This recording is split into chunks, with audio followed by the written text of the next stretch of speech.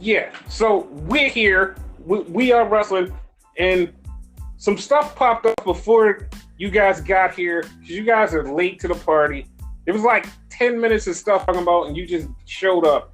But you guys are here now, so yeah, the We Are Wrestling podcast is here, and we're getting started.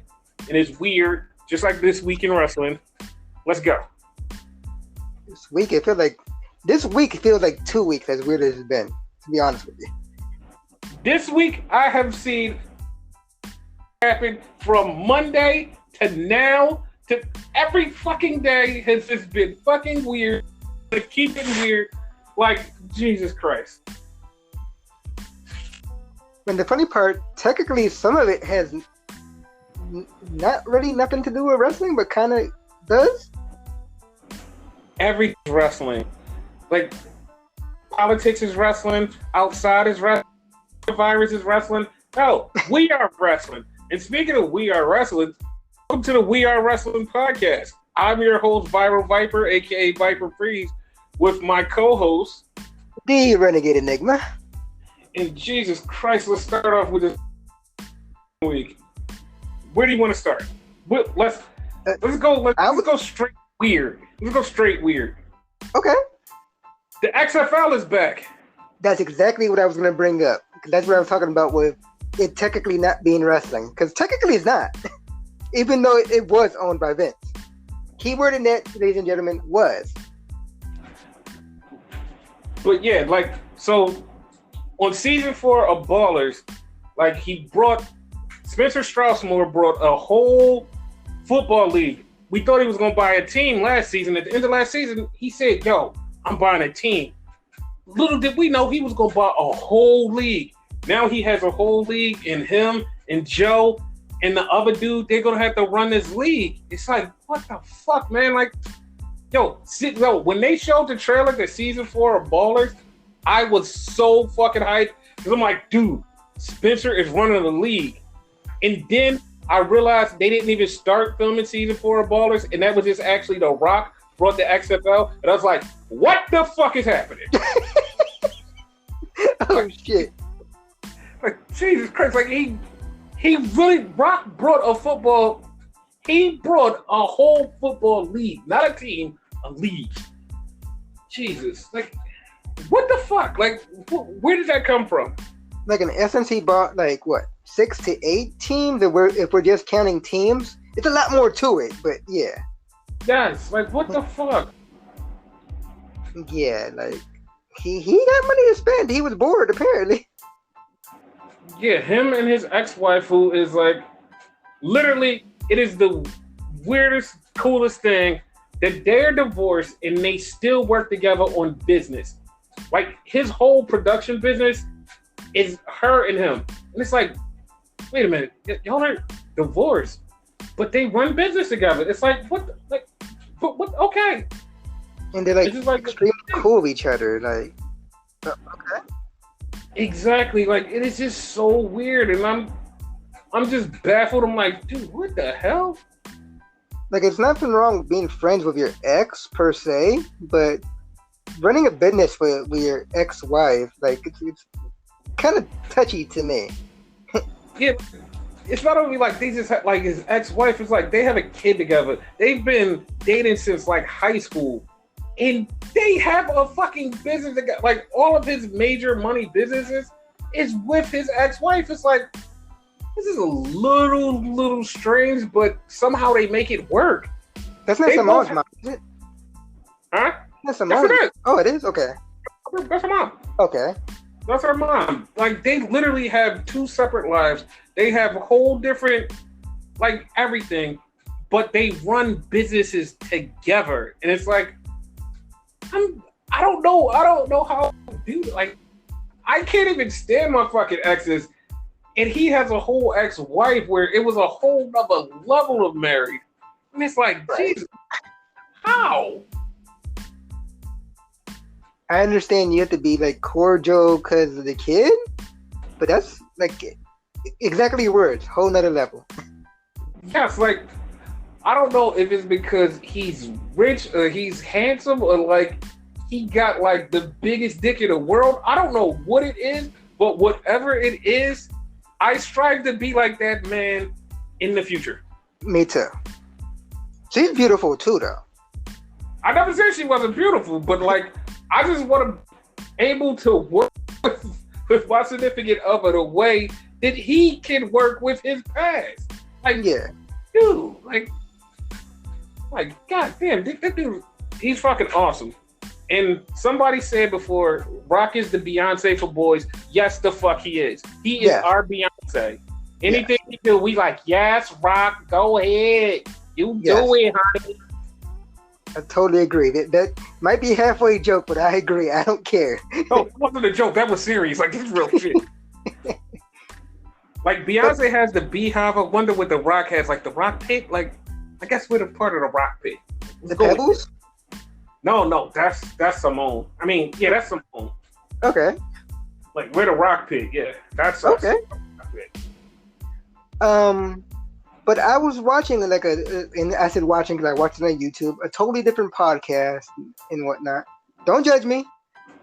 I was watching the Logan Paul podcast, and they were talking about it, right? You are a fucking cheater. And also, fuck Logan Paul. But go ahead. No, it's Jake, but fuck Jake Paul. But anyway,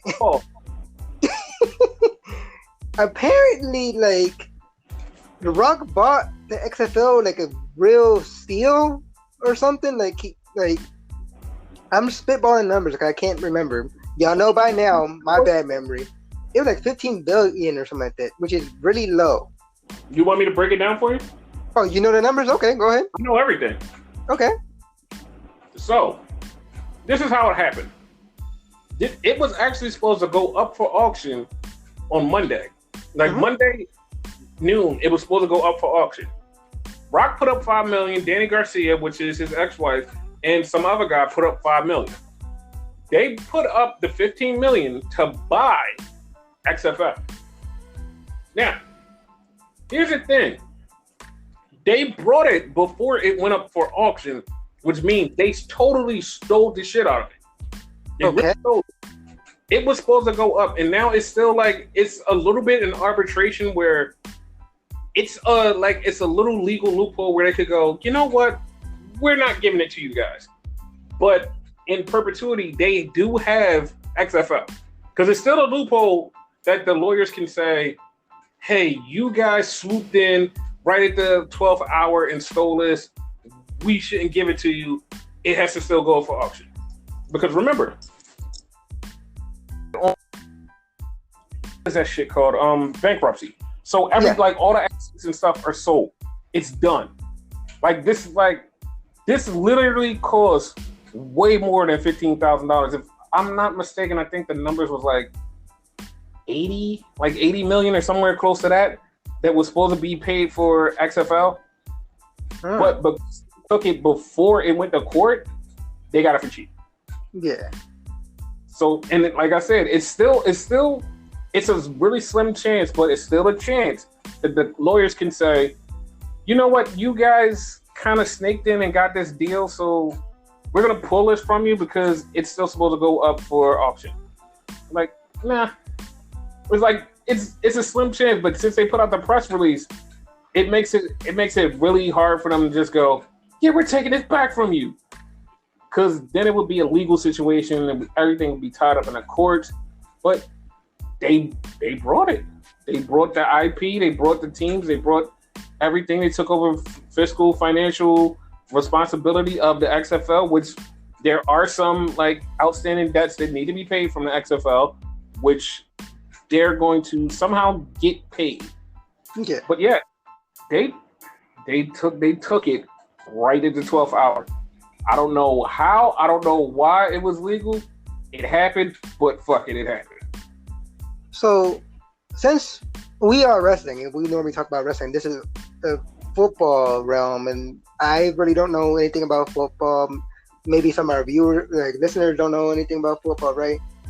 To compare, this is kind of like that storyline where Shane took WCW from Vince, where he just swooped in there. Yeah, kind of similar. Want to compare? Yeah, like if you want to compare something, that's how it That's how it was. Like, kind of give like people a visual, right? Like that's the visual of it, I guess. Yeah, because it's like Vince was gonna put pen to paper, but he swapped in, and there was no Vince that put pen. The pen to paper was going up for auction. Yeah. Yeah. But yeah, he came in and stole it, and that was it.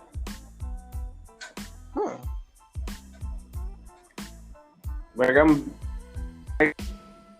up to that news was just like mind-boggling. Like I said, I really thought it was an episode of Ballers, and they was like, "Oh, this is what's happening to little Ballers." Nah, man, that actually happened in real life. What the fuck? First thing you did when you hit me up, you were like, "Dude, this week in wrestling is gonna be weird," and then you showed me that, which I've seen prior. But once again, I normally see shit on Facebook, and Facebook's not really a reliable source, in my opinion. I usually get bullshit, so I go to you to confirm. But I didn't feel like going to you to confirm that. So yeah, like it was a thing. Yeah, it was definitely a thing. Like, man, like it was crazy. It was fucking crazy. Like I said, I really thought it was an episode of Ballers because I'm really invested in that show. And on that show, The Rock plays a retired football star that's turned into an agent, and he turned into a team owner, and now he's doing everything in the fucking show. And it's like he's dealing with all these demons and all this stuff. And when people start saying, "Yeah, I don't think The Rock knows how to run a football business," I'm like, okay, so y'all missed the first 3 seasons of Ballers, because like even around that shit, Rock actually looked like he fits behind the scenes in the football world. So it's like, yeah. And one of the is going to lead to why I think the XFL and him exist. One of the reasons he started becoming an agent and a team owner was because he got cut from football when he was younger. And in real life, he actually did get cut from football when he was younger. So this might just be him just being a fuck you to football and just fight a whole other league. It might very well be that. I didn't think of that. Yeah.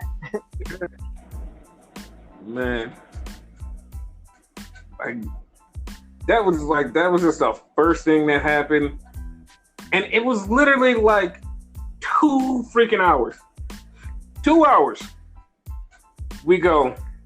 I told you, I said, this is going to be a weird fucking week in wrestling. 2 hours. Fucking message. Yo, Shane McMahon's back. I was like, all right, fuck it. Like, fuck. This whole fucking week, he's out of control. And I literally, like, when I seen it, I had to look at it 3 times because I was like, yo, is this an old message that Shane's coming back? What the fuck is he coming back for now?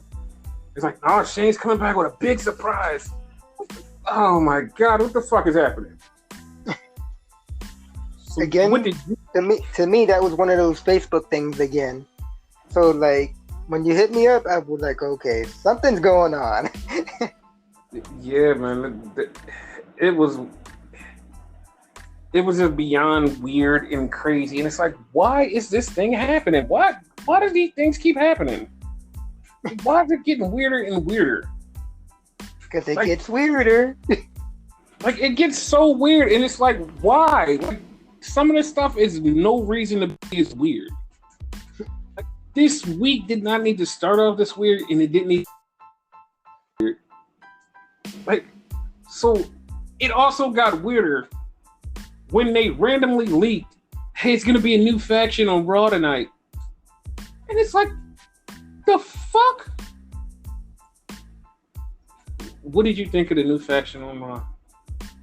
I mean, when we go into the, the I was talking about the show and all that, like, on paper, it seems bland and like, okay.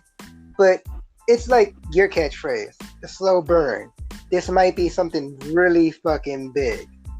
Yes. So, like, while I don't like the start of it, I'm willing to wait to see, like, where this winds up, you know? I'm just going to say, I have some small, very some small inklings of things that could be happening with this, and I'm just gonna leave it at that. Okay. Because when we get into it, I'll break it down, but weirdness. Yes. But yeah, like that's how that started. And like this week, like I don't think this, like I said, it's gonna get weird. I was like, I don't think it's going to get weirder. It just kept getting weirder because the next day, fucking Marty Jannetty said he killed a bunch of people, and it's like, what the fuck is happening? Yeah, he did. Marty Jannetty went on Facebook and admitted to making someone disappear, his exact words. And apparently he said that wasn't the only one. He's alluding to more people. Yeah. Like, shit. Like, I heard that and was like, oh, man, what the fuck, man? It's so fucking random and weird. But it's gonna sound vulgar and whatever, but like, they need to take away fucking Marty Jannetty's fucking Facebook, because the thing he did before that, talking about he banged his daughter or something like that, like, is it okay and whatever? Like, no. And it's every time he does this, he goes back on Facebook like a week later and goes, guys, I wasn't serious. No, I was not serious. That was just me playing around. It's like, dude, how much coke are you on? Because like most of those are your true thoughts, but like you had to be on some fucking coke.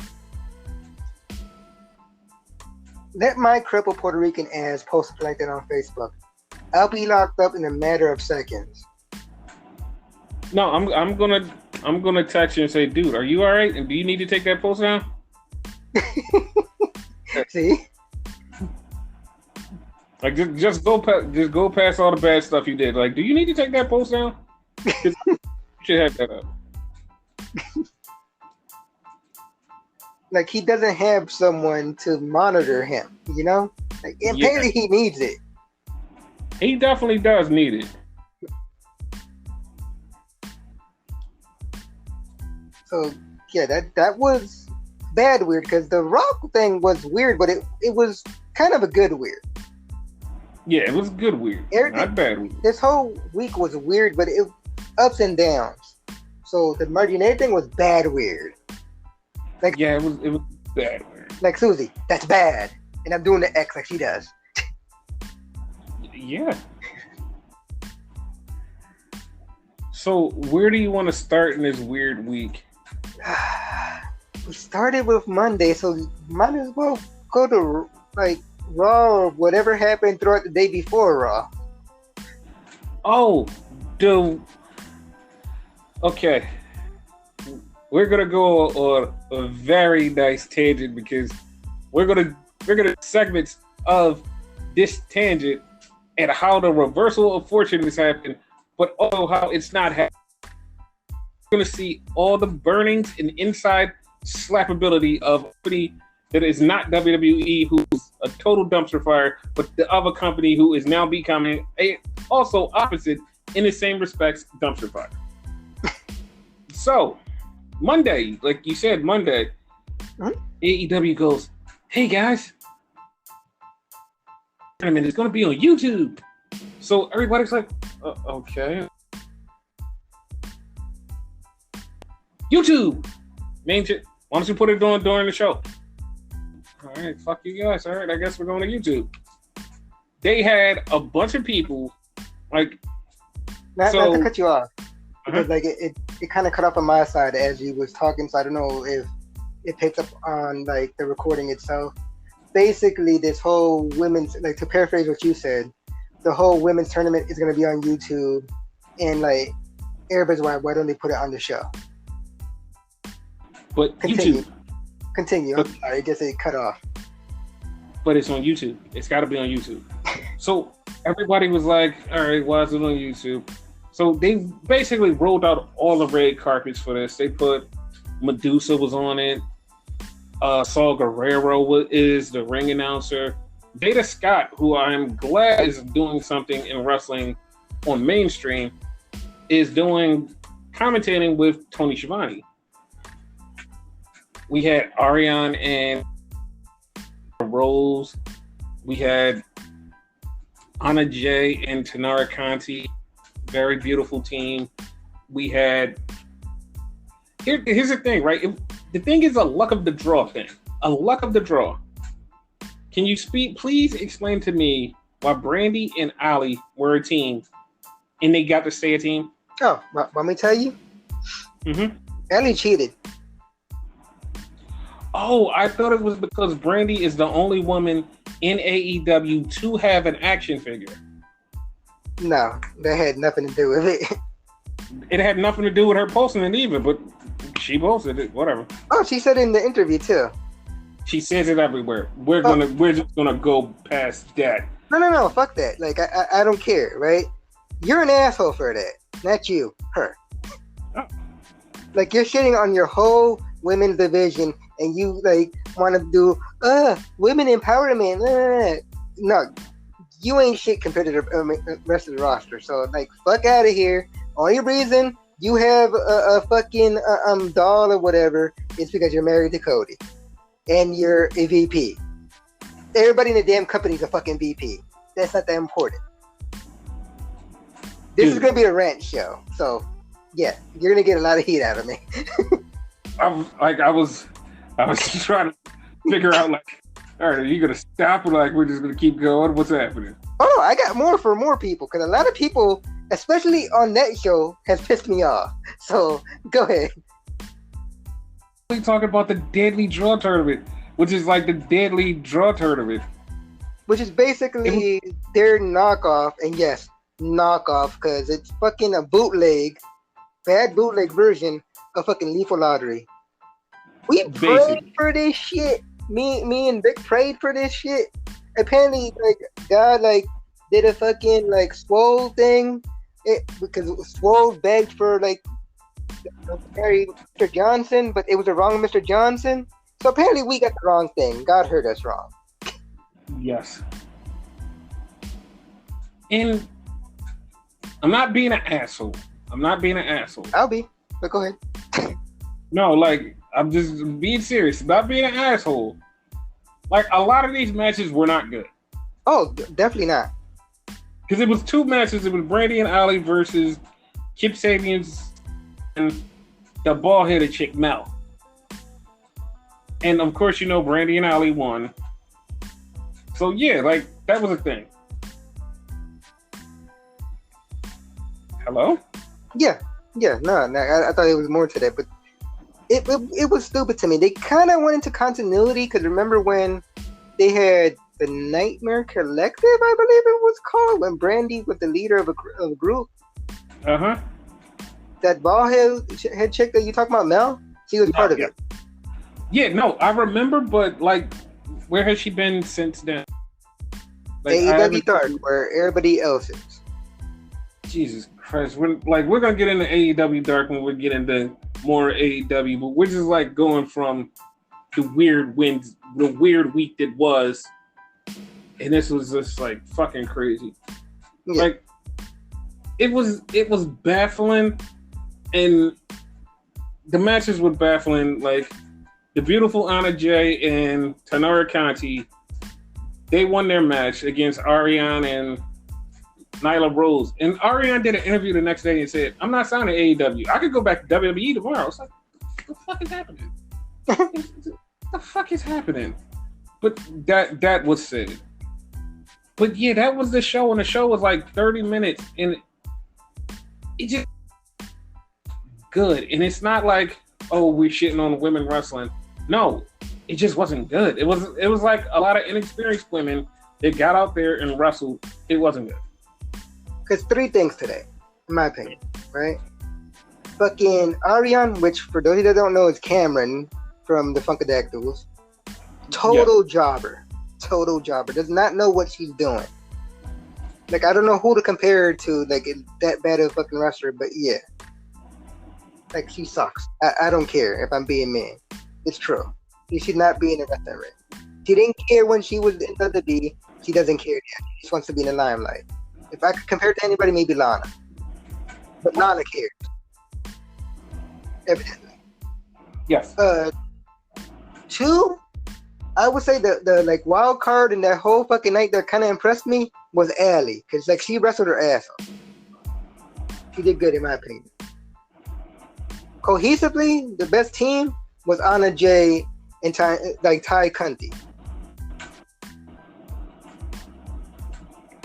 Like that's all I really got to say about that shit. You know, man. That team, like, they meshed so well.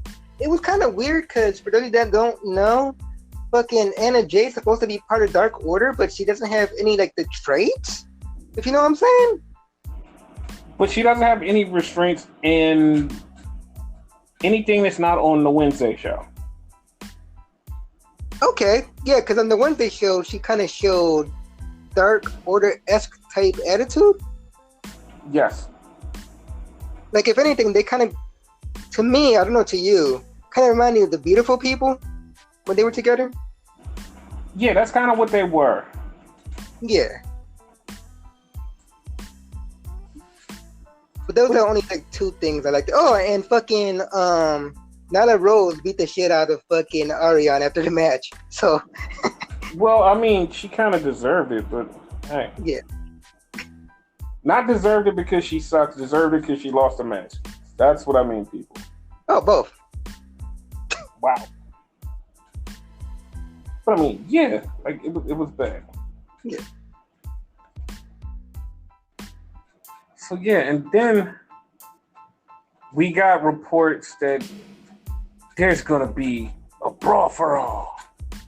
It's like, oh god, here we go again. Also, we got reports that this new group is gonna be causing chaos in WWE. What you mean Nexus like?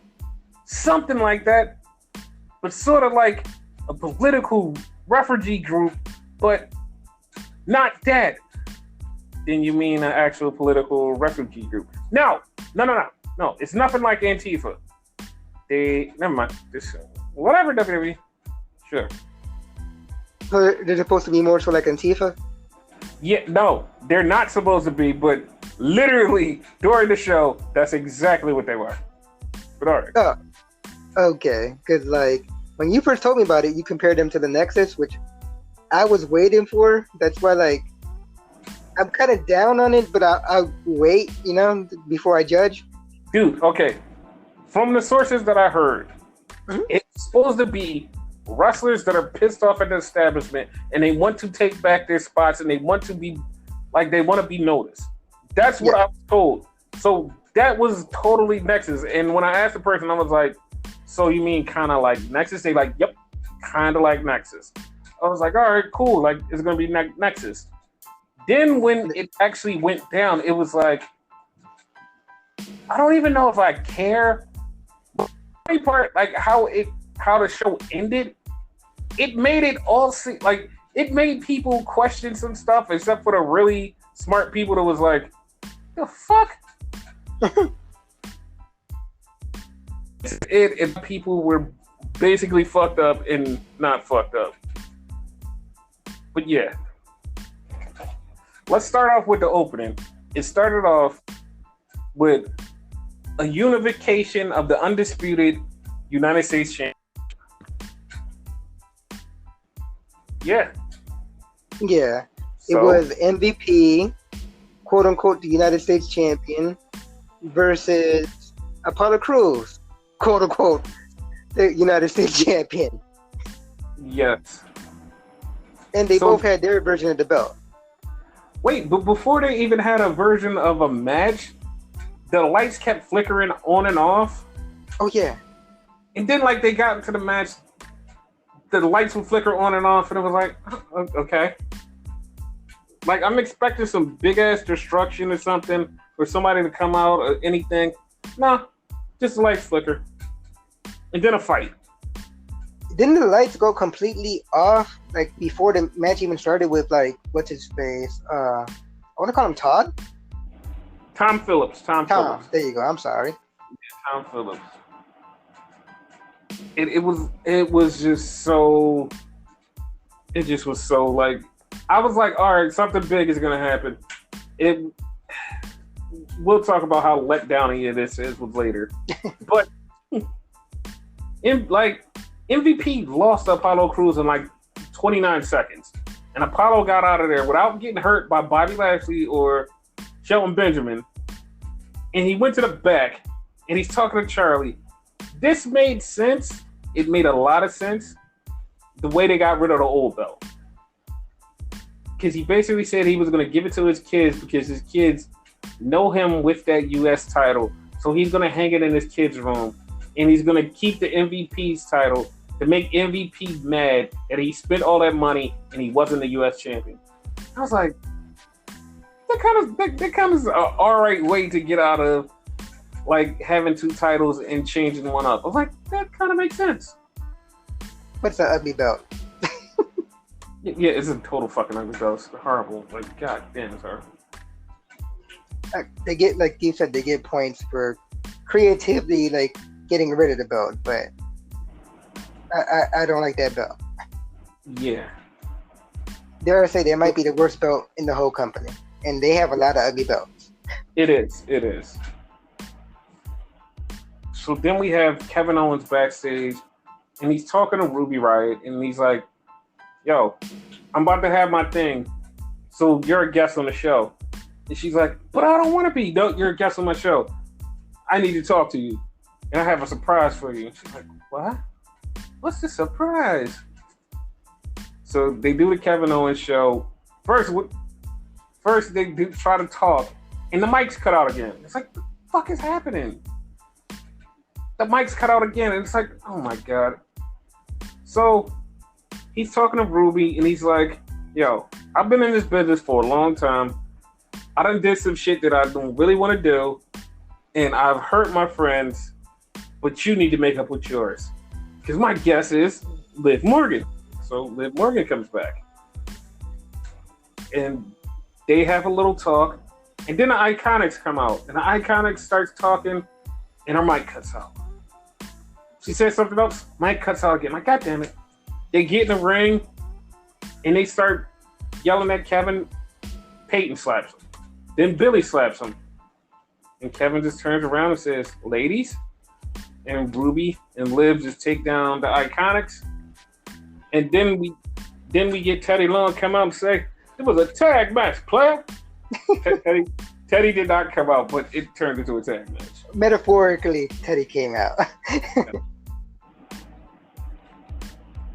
And they had a tag match, and the Riot Squad back together beat the Iconics. Now, I'm throwing this out there. Mm-hmm. Riot Squad Women's Tag Team Champs. There it goes. Said it. Yeah, I'm down with it. Because I feel like if they build them up right, they can be the tag team champs. Yes. Like So, they've been like great.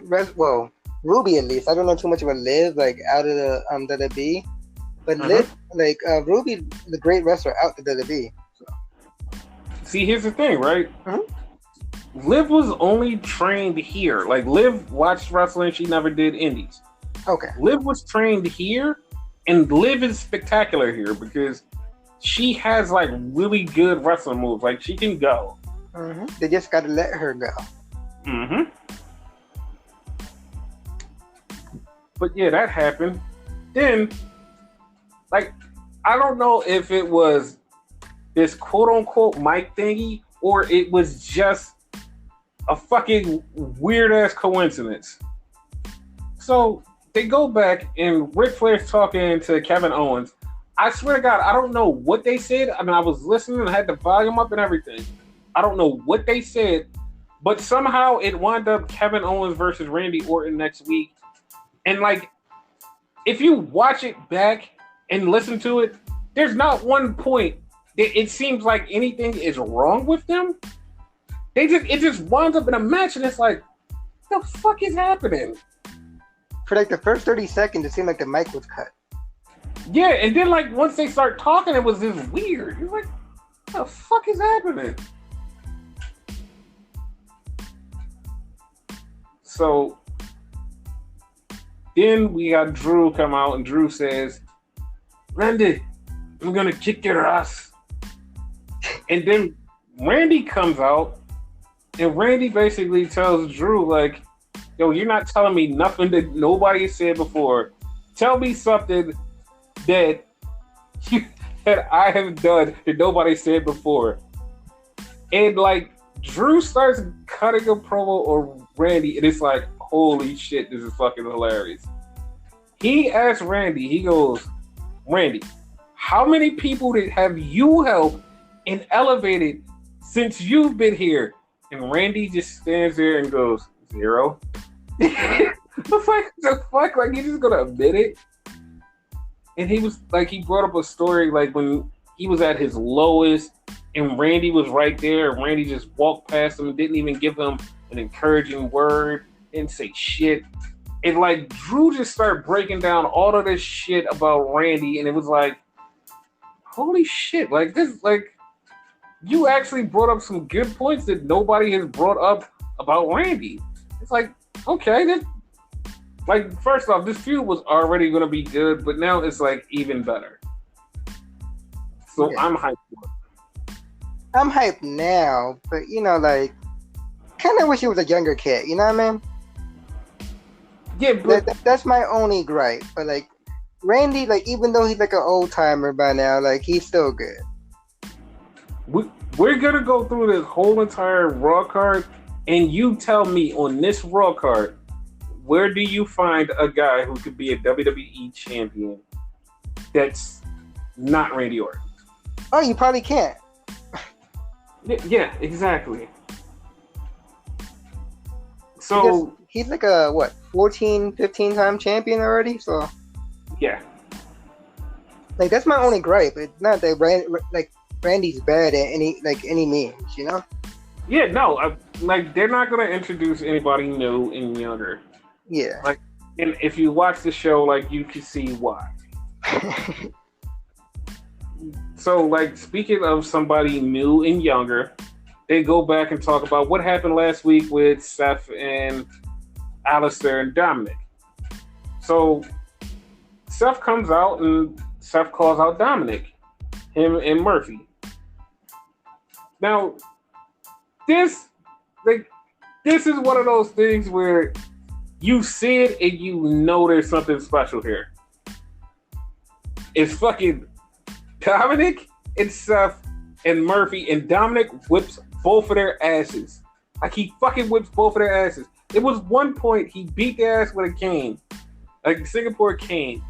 Seth got the cane. He went to go swing at Dominic, but Buddy was behind him. Dominic dropped to the ground and Seth hit Murphy. I was like, how the fuck did you miss? It was so fucked up.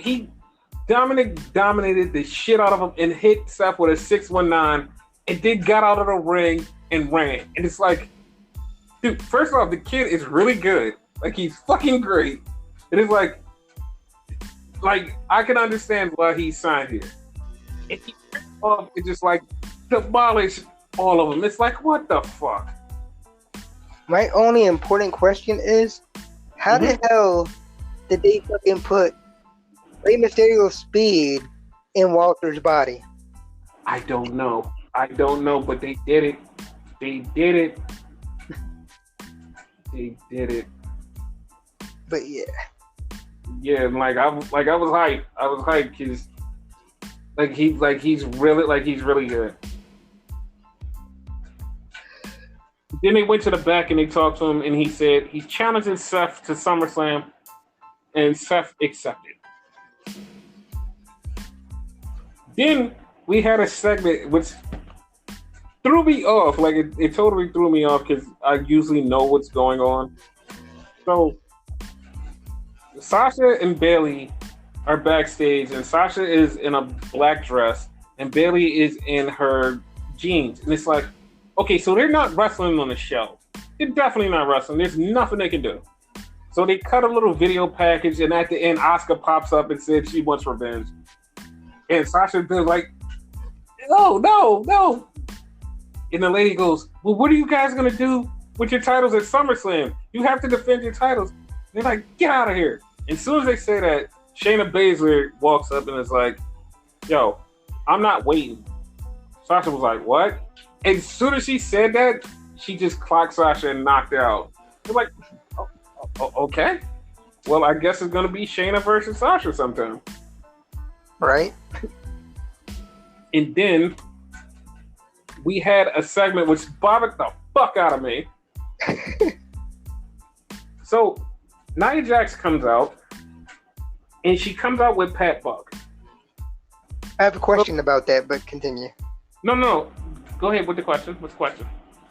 Okay. This Pat Buck guy, right? Mm-hmm. I vaguely heard the name before, right? Uh-huh. But again, my wrestling knowledge outside of the B is really like scarce. Mm-hmm. Is he related to the Bucks? Like, I know that's probably a stupid question, but yeah.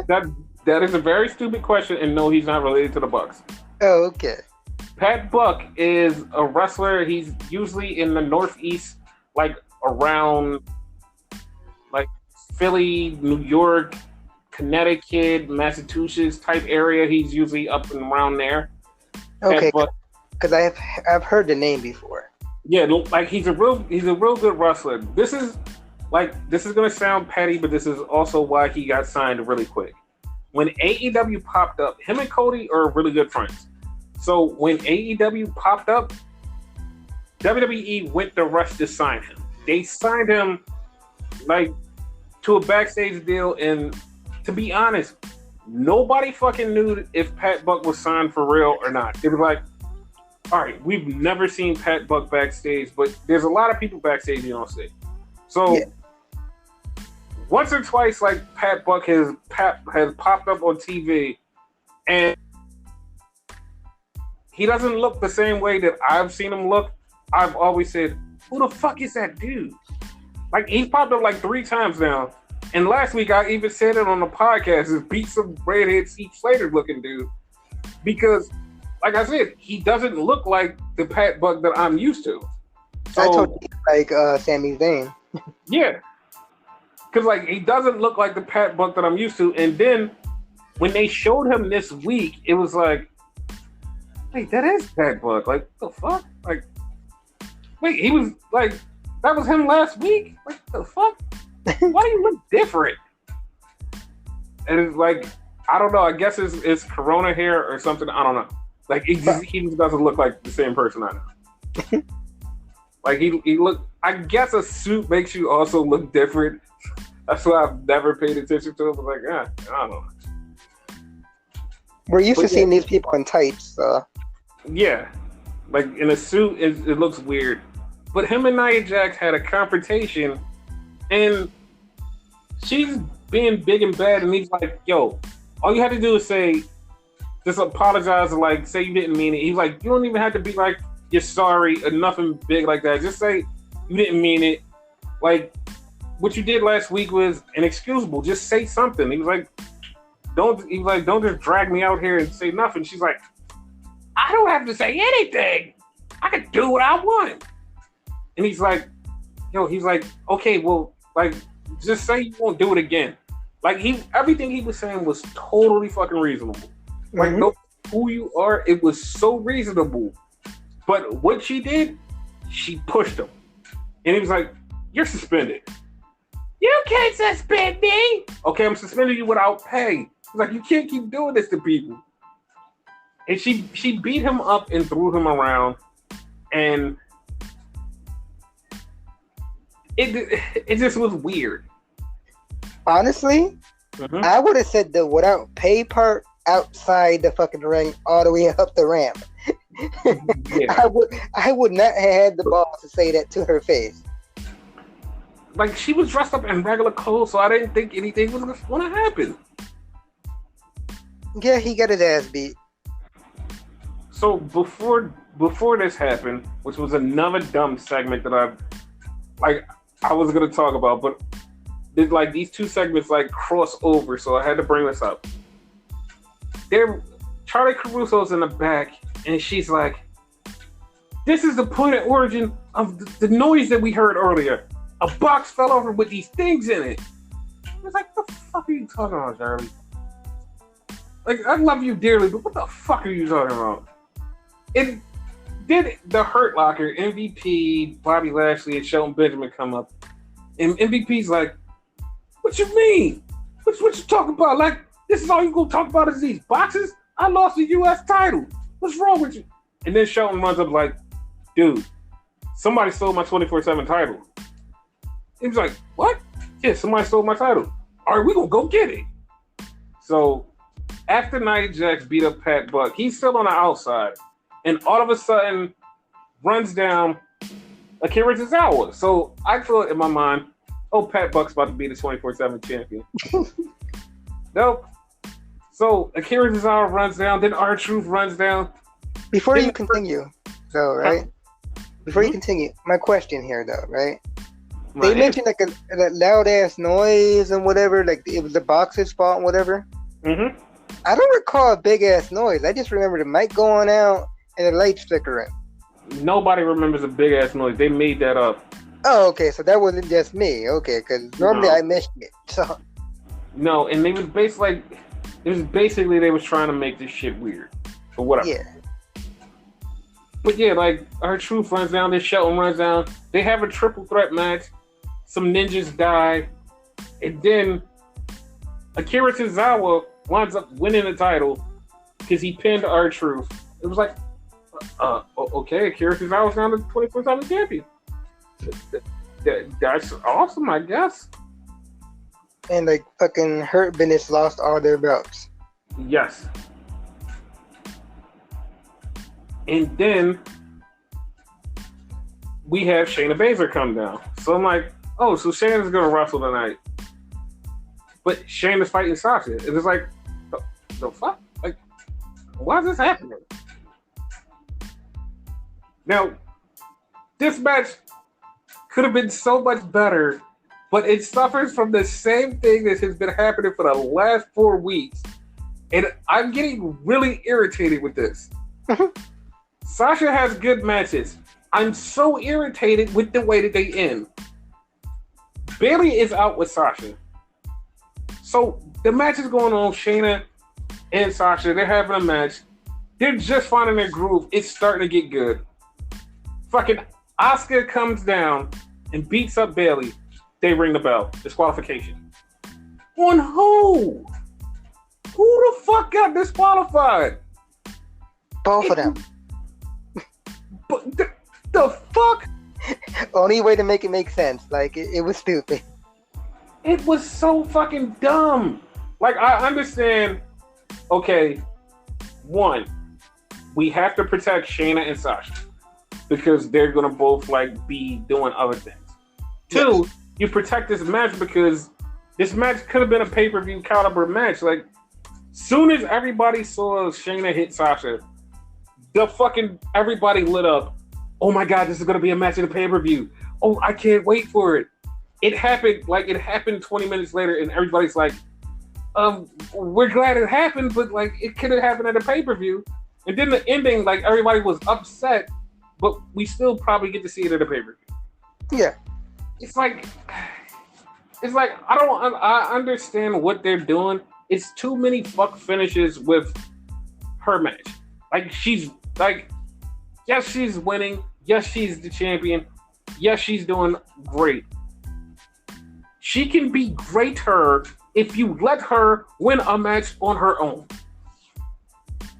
Like, all of these fuck finishes is just like horrible. And I know probably after the split happens, she's going to be a face and then she's going to win everything clean. But still, like, this is like the fun time where you should at least let her get wins on her own just without a fuck finish. Jesus Christ. I mean, while I agree with you, the fuck finishes kind of make you talk about her more. You know? Dude, there's literally nothing you can't say about her in-ring work. Oh no, definitely. She's great. Like I said last time, like out of the 4 horsewomen, she's like the best. Like in ring work wise, you know what I mean? Yes, it's like. But like, let's face it, like she has those negative, toxic fans that hate on her for no fucking reason. You know what I mean? The color of her skin. That's probably why they hate on her. Probably, But and like, she's also loud and also annoying. yeah, And, I guess. and I heard like a really funny story about her that like makes me laugh and also makes me love her so much more. So Okay. Byron Saxon was on the podcast with Corey Graves, and he was talking about how him and Dusty, like he was Dusty's assistant, and how a lot of people that he helped coach along the way, him, Byron Saxon, and Dusty helped coach along the way, and one of them was Sasha. And he says to look at her now, to think about her when she was there, and he was like, it was like she was a scared little kid, like a really shy, timid, scared little kid. And Corey Graves was like, yeah, he was like, a lot of people, he was like, until we realized that she was a scared little kid, we thought she was stuck up and she was and she was one of those people. But then when they realized, like, oh shit, she's not like that, she's a baby. Then everybody was like, oh, you're not like that. You're really scared and timid because you're a baby. Like they said, she was like really shy and timid, and she wouldn't talk to nobody, and she was like really nervous. And they was like, to look at her now to actually be in like this role and be loud and boisterous and all that. It kind of makes them proud because they seen the baby turn into this. Yes. So like she's not just an annoying asshole. She is still a small child. Yeah. Inside. But people hate her anyway. Yeah, but like I was saying, like this makes people talk about her. Not us, because we're gonna talk about her anyway. Yeah, because like we like wrestling, and she's wrestling. Yeah, so it's kind of like a catch-22, because if you do it the right way, people are gonna bitch anyway. So I would rather bitch anyway because she had a great match and won clean. That's the thing. You wouldn't bitch though. You would see the right side. Yes, but now I'm bitching because it's not happening the way that I would like it to happen. Yeah. Yes. But and you're not necessarily bitching. Like I want to correct you on that. You're giving your like feedback. There's a difference between giving feedback and bitching. Bitching is like, I don't get my way. Like you're cool with this regardless because it's gonna lead to something bigger. Correct me if I'm wrong, right? No, it's definitely leading to something bigger because that's what I was just about to talk about. But like you rather it be something else, but like you're okay with this. Mm-hmm. Bitching would be like, no, I don't want this. Like the internet seems to do a lot. So. Oh, and they don't want a lot of things. Yes. But yeah, this next segment, it was hilarious because of the way that it went down. So we go to commercial after the disqualification. So Asuka's in the ring when they come back, and Charlie Caruso's out there, and it's literally like they've been standing there for 4 minutes. It's like, why the fuck are they just standing there? And Asuka's yelling, and Asuka's like, I want to fight Sasha. So she's like, I want to fight her at SummerSlam. Shayna comes back in the ring, and it's like, wait, Shayna's been out there too? And Shayna goes, listen, I'm okay with it. I want you to win because I want to beat you for the Raw Women's Championship. It's like, huh? That came out of nowhere? Yeah, I was so baffled. Like, wait, didn't you just want to be champion like a minute ago? But whatever. And then all of a sudden, Sasha's music hit, and it's like, wait, but you were just here too. All of you were just here 4 minutes ago. But she comes out again, and she's saying, Asuka, I'll give you a title shot if you could be a former NXT champion. And my mind was like, oh, she's gonna make her fight Shayna. And then she goes, Bayley. Bayley's like, what? Yeah. Laugh. And then Bayley's like, what, dude? Like, seriously? Like, dude, what are you doing? And Sasha's like, no, you got this. Dude, what the fuck? Man, revenge is fucking sweet. This Right? Yo, all the times Bailey's been sticking her in matches, she got her back. This is fucking hilarious. Yeah, I was cool with it. Yeah, next week if Bailey can beat Asuka, then I don't know what happens, but if Asuka beats Bailey, it's a SummerSlam match. Yeah. Now, here's a question for you. Okay. What do you want to happen if Sasha and Asuka wrestle for a third time at SummerSlam? I would kind of want Sasha to win like clean.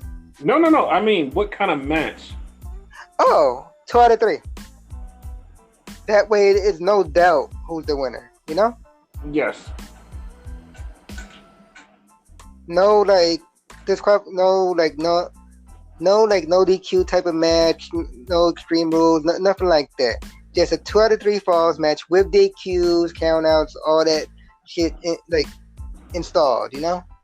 Mm-hmm. And Bailey is barred from ringside. So. Okay, here's something that was threw up. Would you like a steel cage match between the two of them? That works too, actually. I honestly don't know how that would work. It works, but at the same time, you can still kind of cheat in there. So. No. Here's what I mean by it working. Okay. In the Performance Center with no fans.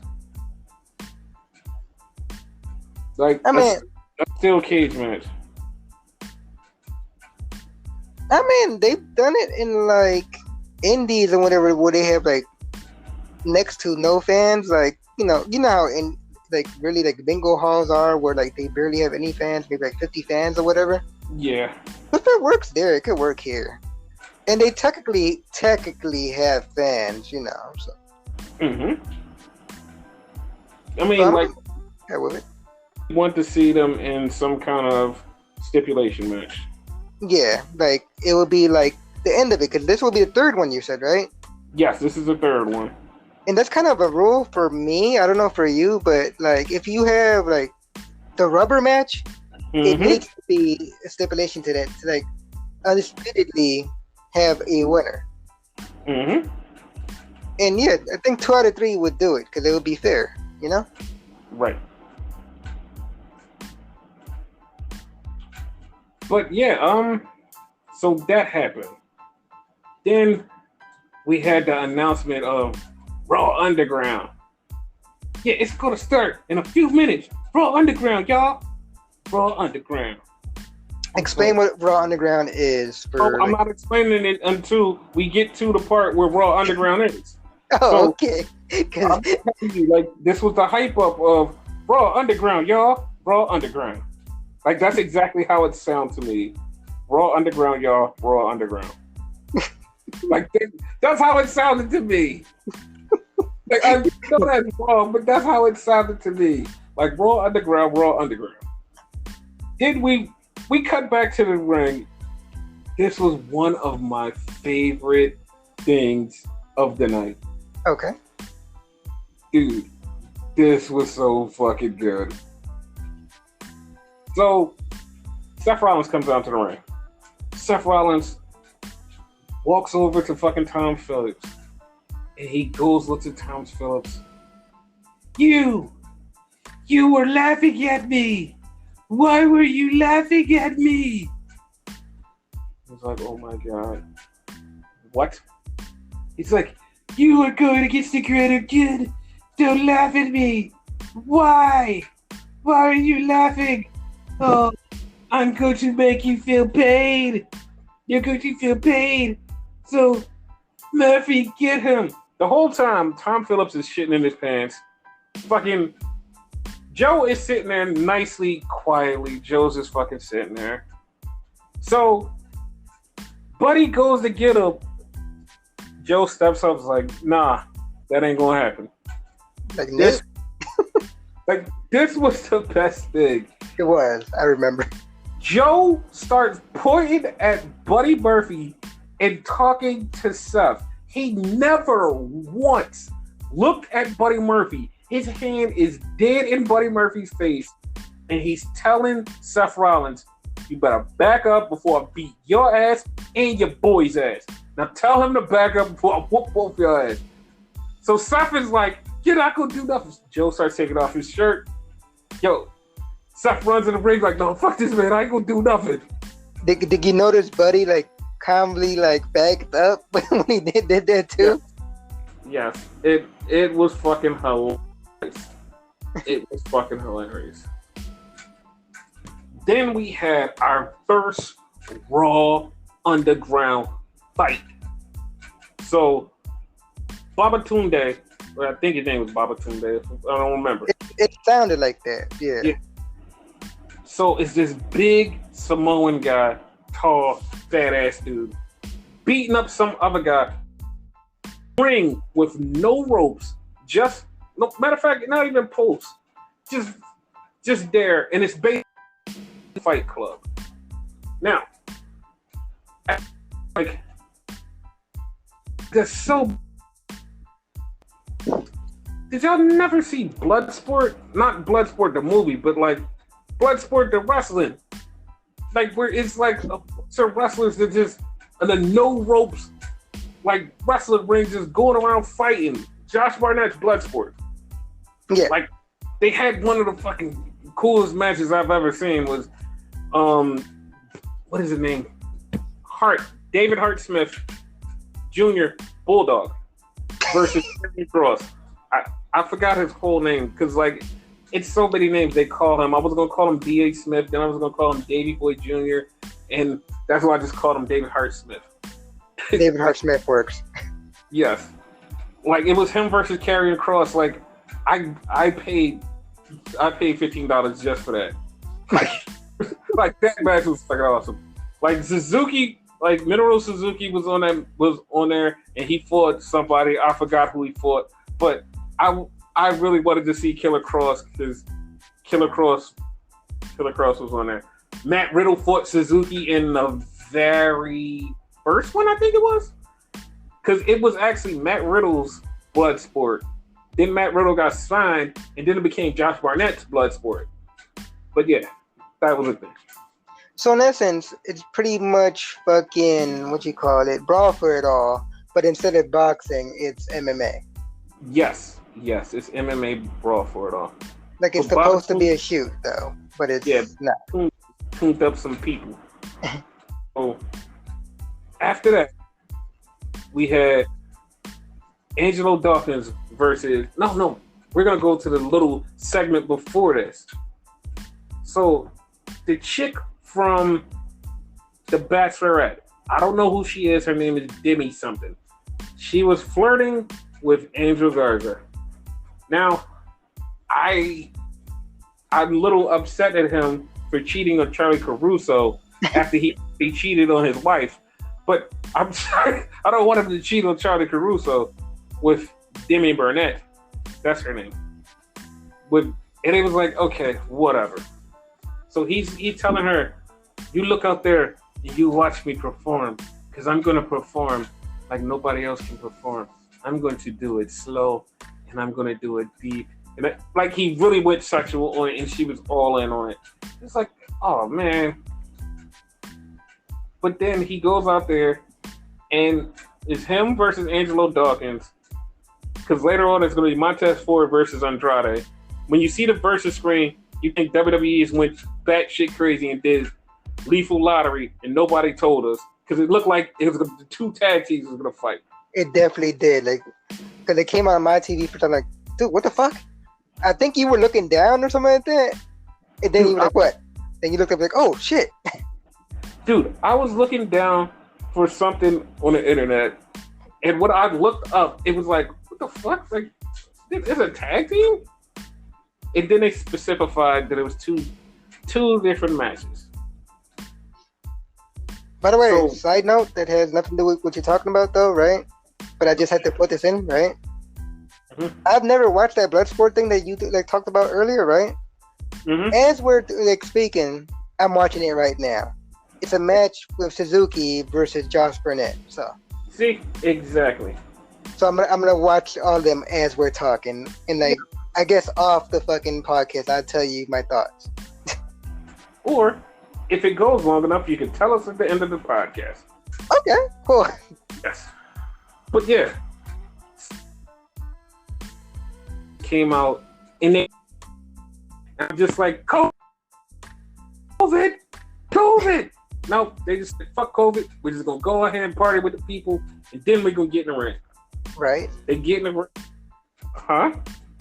Not that right? Like they went in the crowd. They were like, "What the fuck?" Yeah. One thing you noticed, I don't know if it was in this match or the before, right? Motherfucking, what's his name? Fucking Theory was in the crowd. Yes, this is where we saw Austin Theory in the crowd with his face going. That happened. Which, by the way, like, not to cut you off, like, apparently he's suspended. I don't know why. Well, I guess we'll go to that after this, the Raw thing. But yeah, I don't think he should have been on TV if he's suspended. Yeah, if he's suspended, he wouldn't have been on TV. So it's not a suspension. Yeah. But go ahead. I just wanted to mention that Theory was there because everybody was saying he was fired for the longest. Yeah, he's not fired. Like, it's an injury because you can tell it was an injury because he was sitting down. Oh, okay. Like, he wasn't standing up. He was sitting down. And usually when they shoot the crowd shots, everybody's standing up. He was sitting down. So it's like, oh, you're injured. That's why. Makes sense. It's probably a leg injury, right? Yeah. Okay. Because it's like, as soon as they showed him, it was like a quick 6-second clip, and it was like, oh, shit. And like, they got off of him like they wasn't supposed to show him. But yeah, it's an injury. Cool. Yeah, so Angelo for Angel, and they're going at it. Did you notice some of their names? They do. Montez was outside and he was getting hyped up. He took a drink of the silly juice, hyped up, and he's like, yeah. And he starts shaking the ropes, and all of a sudden he just passes out. And Dawkins come over, was like, yo, you good, fam? Yo, you good? Yo, fam. And then he turns around and get hit with Angel's. He didn't get hit with the wing clipper. He got hit with something else, and he got pinned. But he's like. By the way, he legit said, "Are you good, dog?" Like Vic, kind of like goes off the wall with his description of shit, but that's exactly what he said. That's exactly what he said. And it's like, fam, you alright? Yo, it's like, yo, we need a doctor out here. So apparently the doctor came out. Then we cut to the back, and another Raw Underground fight.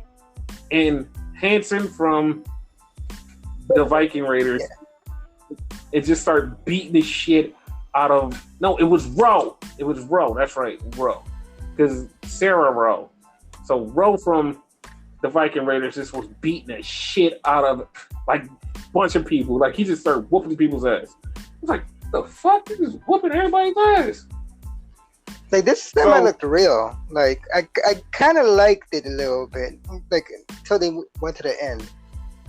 Yeah, it was all right. Yeah, it wasn't horrible. And that's when we found out that they had kind of strippers there for no reason. It's like, why do you have strippers there and they can't strip? What the fuck is that? I'm like, whatever. Fuck it. I mean, I personally know nothing about this because, like, I'm kind of a good guy. I don't like frequent any of this, but I think they're more like go-go dancers. Okay. I am a total heathen, but I am very faithful in a relationship, but I am a total fucking heathen.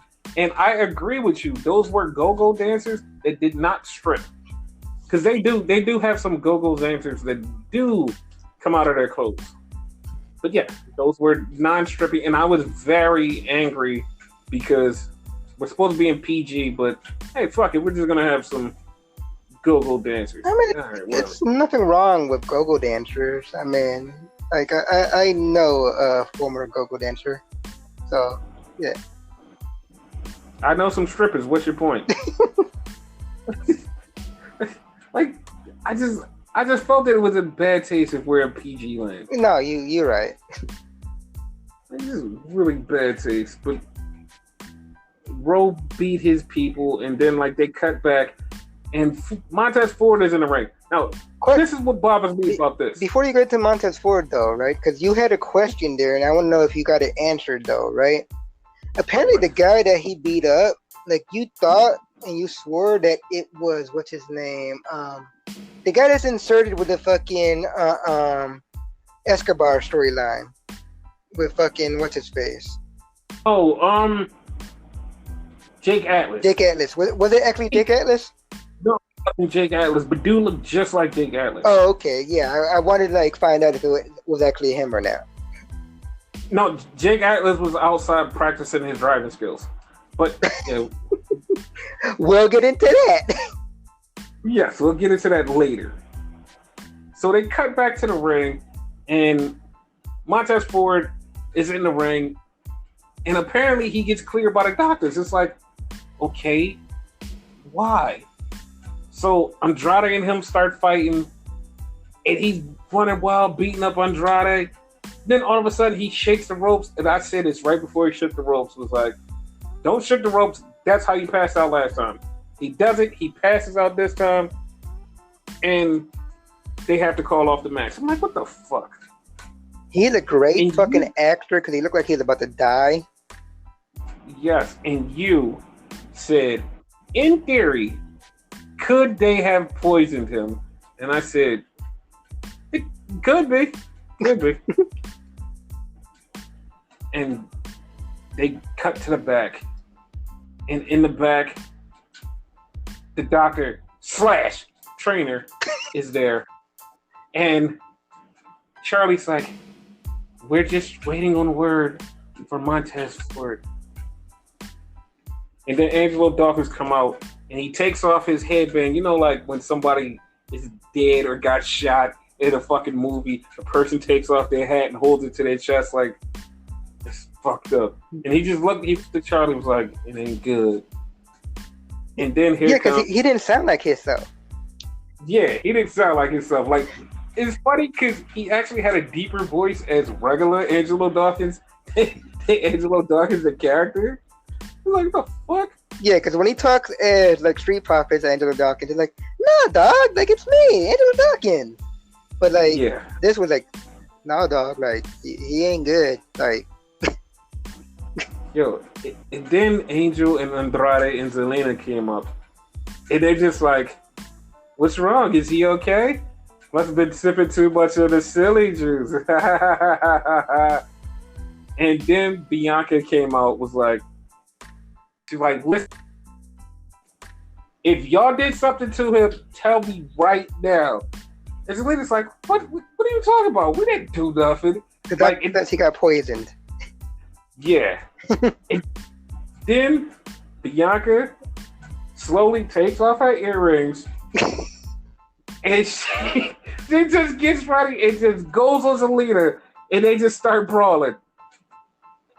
It like how can you not love Bianca Belair? She's like the greatest. Right? Like, no, but you had to give some credit to Charlie too, because that shit was fucking hilarious. Yeah, because soon as she took off her earrings, Charlie was like, all right, I know what's about to happen. I'm out. Nope. Like, that shit was funny because Charlie was in between them.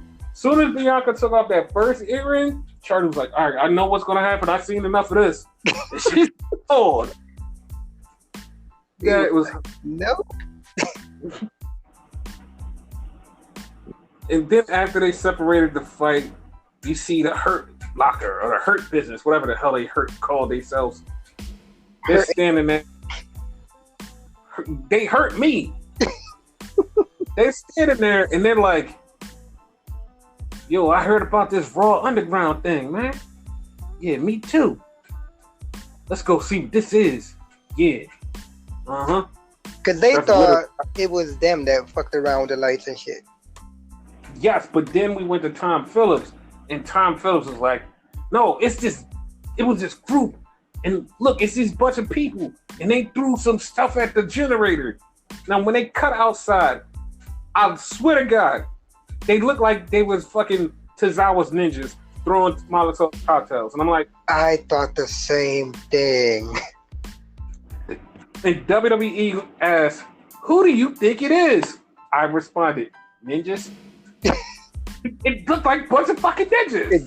It did.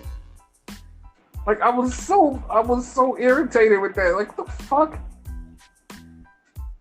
But yeah, that happened.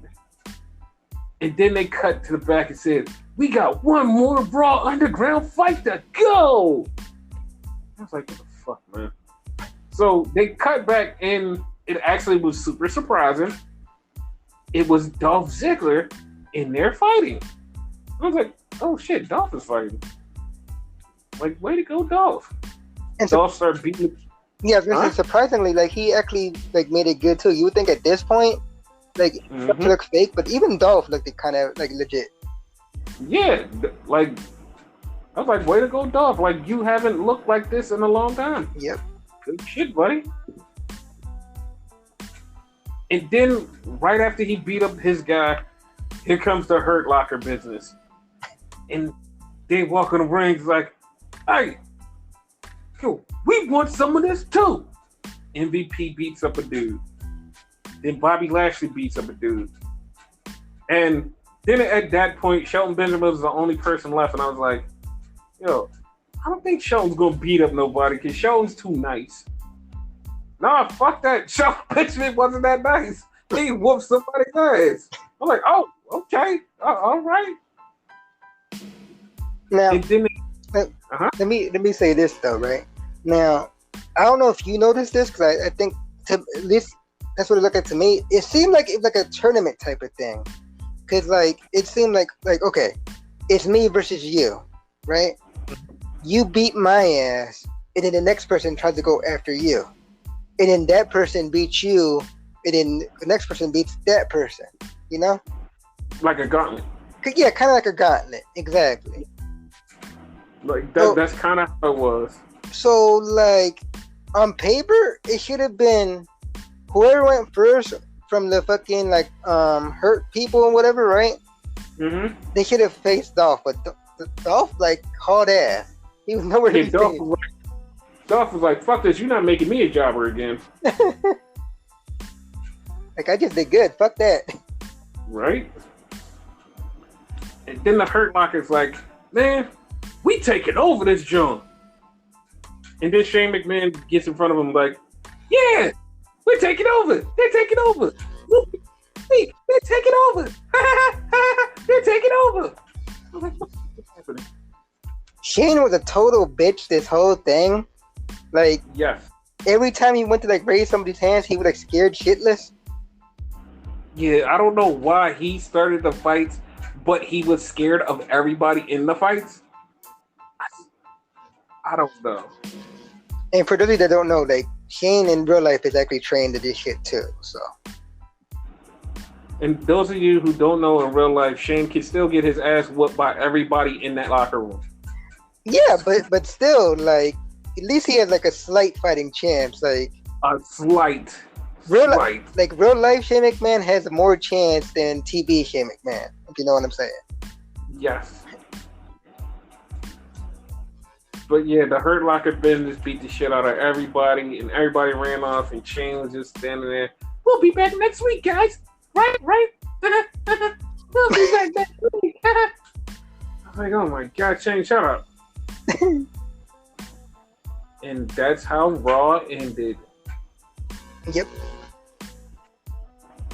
Yeah, man. Like, so, like I was saying earlier, people actually thought that the Hurt Locker business were the new faction that everybody was talking about. I didn't. Hello? Yeah, I didn't. No, I know you didn't. Like, why did everybody think that the Hurt Locker business was those people? I think it was due to the name that was trademarked, which we'll get into that later, or we could get into it now if you want. But like, the name that was trademarked kind of go like to me in the very beginning, even though I didn't believe it, kind of sound like Nation of Domination esque. That's supposedly what they're supposed to be. You mean Justice? Yeah. Yes. Which apparently was not them. Like the name that we got later. Yes, the name that we got is Retribution. Yes. It's like, yeah, okay, you guys do want Retribution. Understandable. I'm not mad at that. Like my question is, who is Justice then? Which is Justus, by the way, y'all. You mean Just Us? That's what you mean. Basically. Just Us.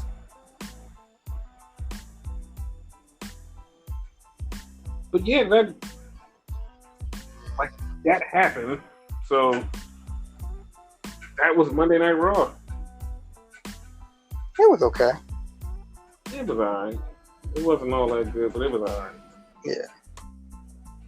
I know some people are like, no, man, like, Raw totally sucked ass, y'all. It sucked ass. Sure. Whatever. Like, but y'all need to give it time and wait. And maybe you might like it, but you know what? You hate it, so don't come back. That's the thing. People focus on the negative all the time. They don't focus on the good things, you know? Because there was good things on Raw, too. That's true. But, like, nobody cares about the good things. Like, nah, let's find the shit in this and let's talk about this shit. Like, we want a bitch. Yes, this thing was total shit. It was fucking shit. It was the worst thing we've ever seen. Man, I can't believe Monday Night Raw is even still on air. They should just bury this whole show. You know what? They should take this show off and play something else. Matter of fact, they should just go away. Fuck the show, man. This is horrible. I can't believe people even still watch it. This is the worst thing ever. I'll be back next week at 9 o'clock. 8 o'clock. Different time it starts. I'll be back there. And it's like, what the fuck, man? Like, you talk so much shit. And then I also like the people who talk so much shit about Raw, but be like, yo, I watched the clips on the internet, like on Twitter and stuff. I watched the clips. Like, I didn't see it though, but I watched the clips. Like, for real? Like, for real? Like, that's all I can say. For real? It's like, for instance, right? Like, before Raw, we were talking about the AEW Women's Tag Team Tournament, right? Mm-hmm. Neither one of us liked it. Like, we could agree on that, right? Mm-hmm. I at least pointed out things I liked it about it, even though as a whole, it kind of was a shit show. But it was like little like things I did like. I tried to be positive and like pick things I like through all the shows, you know? Because not everything is totally bad. Yes, and not everything is totally good. Oh no, definitely not. There's no such thing as a perfect wrestling show. I mean, it will exist one day.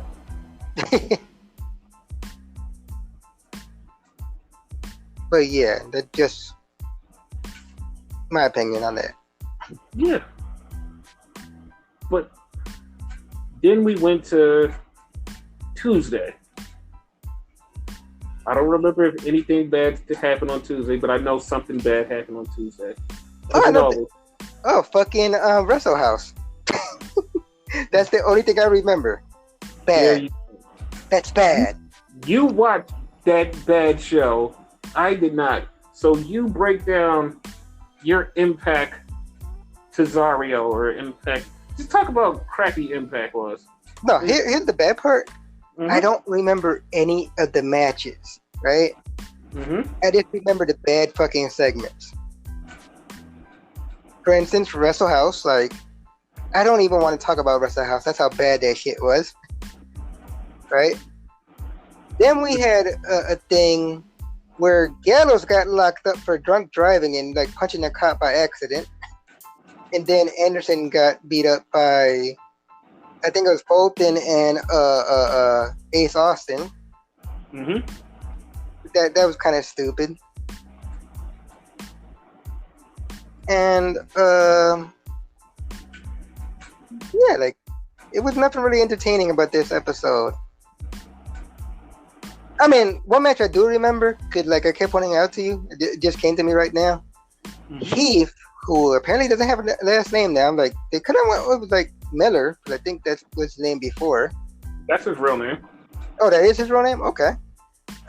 He faced Moose for the TNA title. Don't know why that's a thing, but yeah. Mm-hmm. Of course, Heath lost, but Heath is fucking massive. Like, he's bigger than Moose.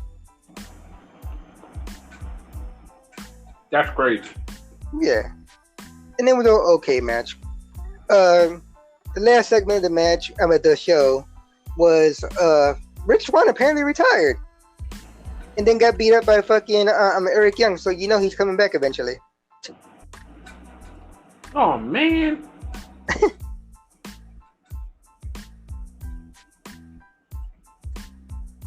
So, yeah, that's the thing. Huh? Something happened on Dark, which led to something on Dynamite, which I almost said Nitro. Might as well.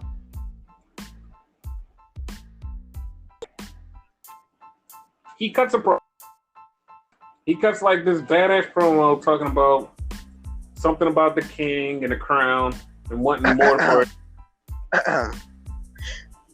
Pronouns, pal. I said Scorpio Sky said he was talking about king and the crown. I don't know what more pronouns.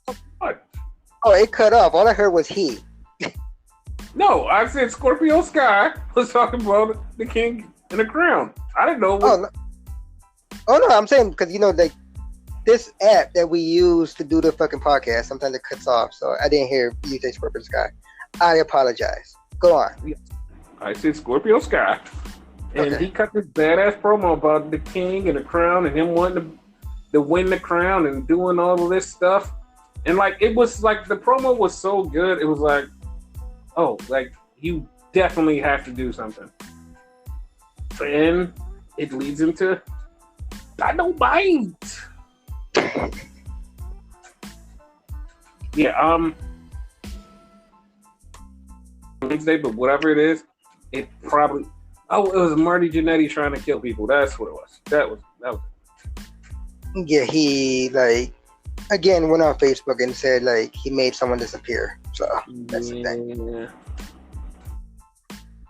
So then we get to the Warriors, which is like there's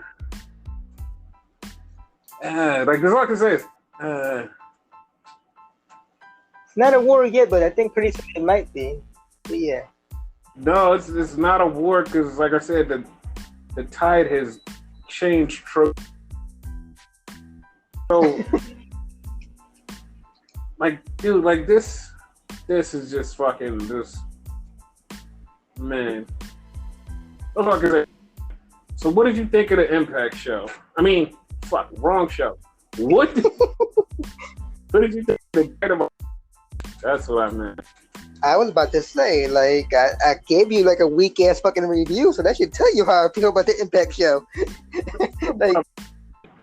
That was a weak review, if anything. But AEW, honestly, might have been one of their weakest episodes of the year. That's not what the internet says. I said it was way good.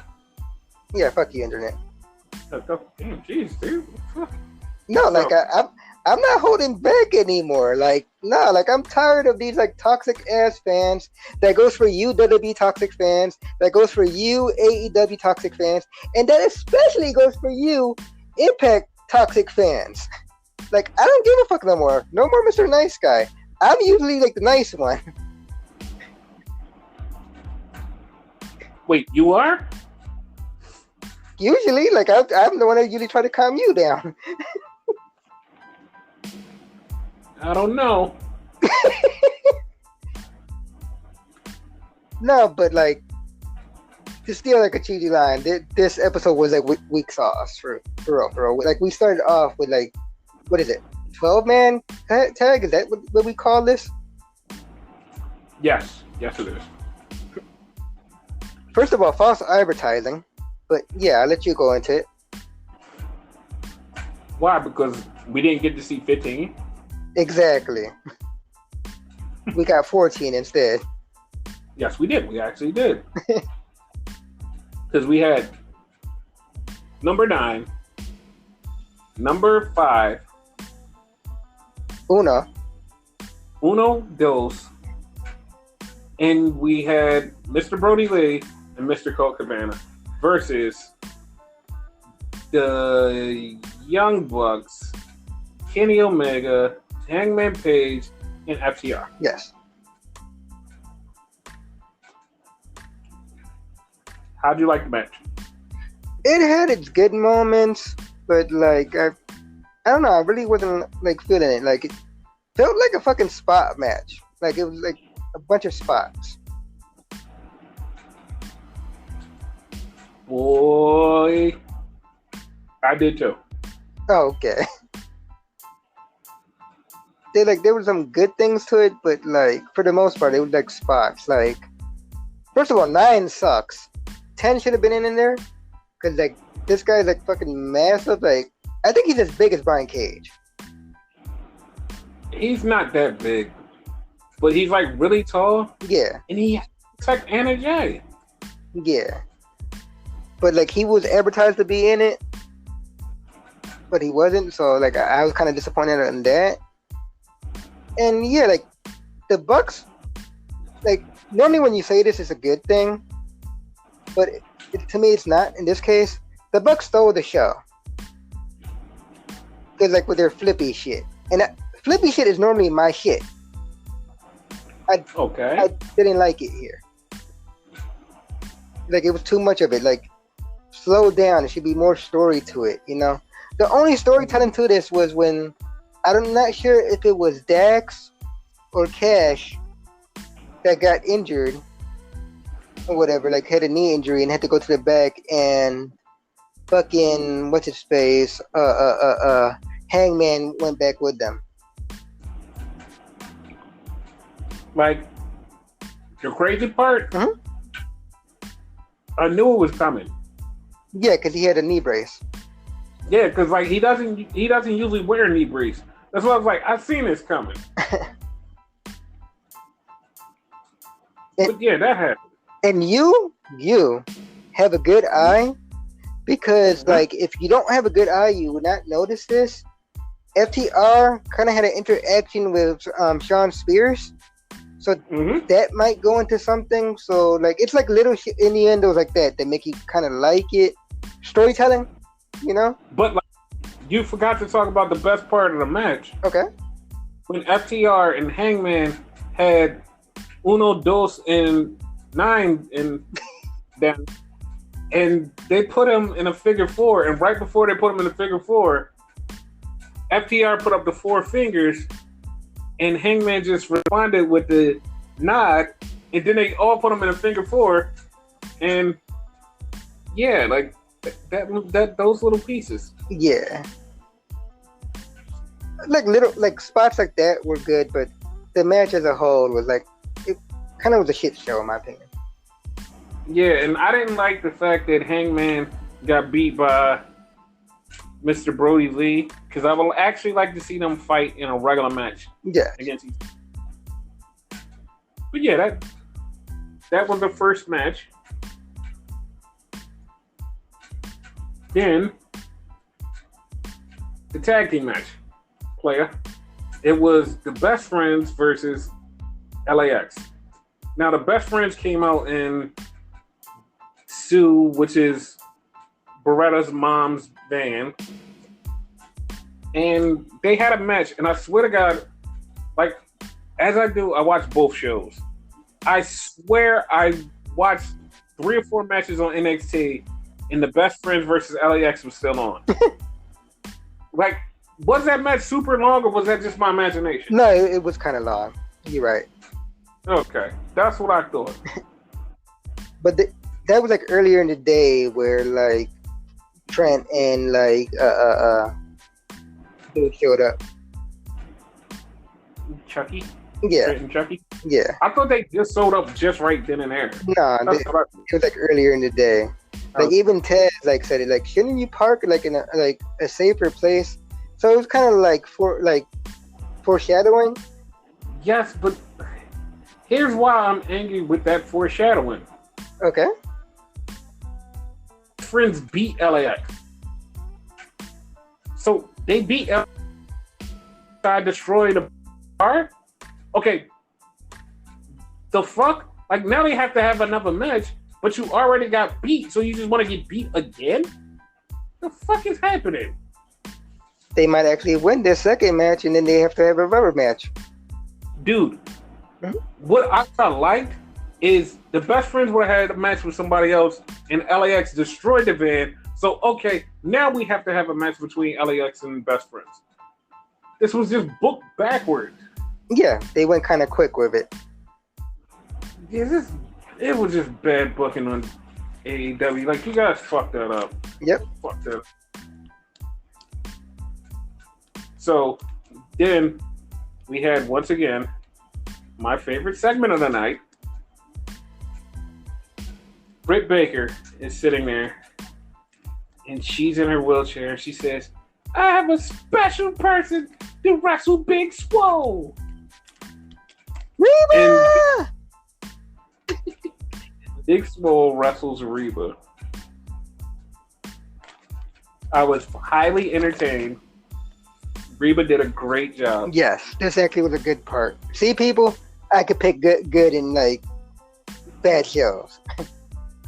Like, because Rebel, which is actually her name, is actually a great wrestler. But like, she's such a great actress where like she could play it off where she sucks.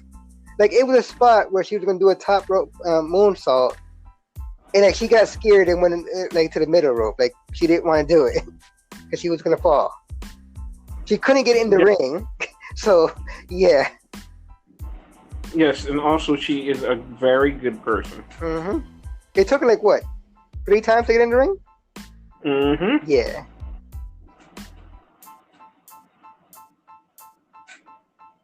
So that was entertaining, in my opinion.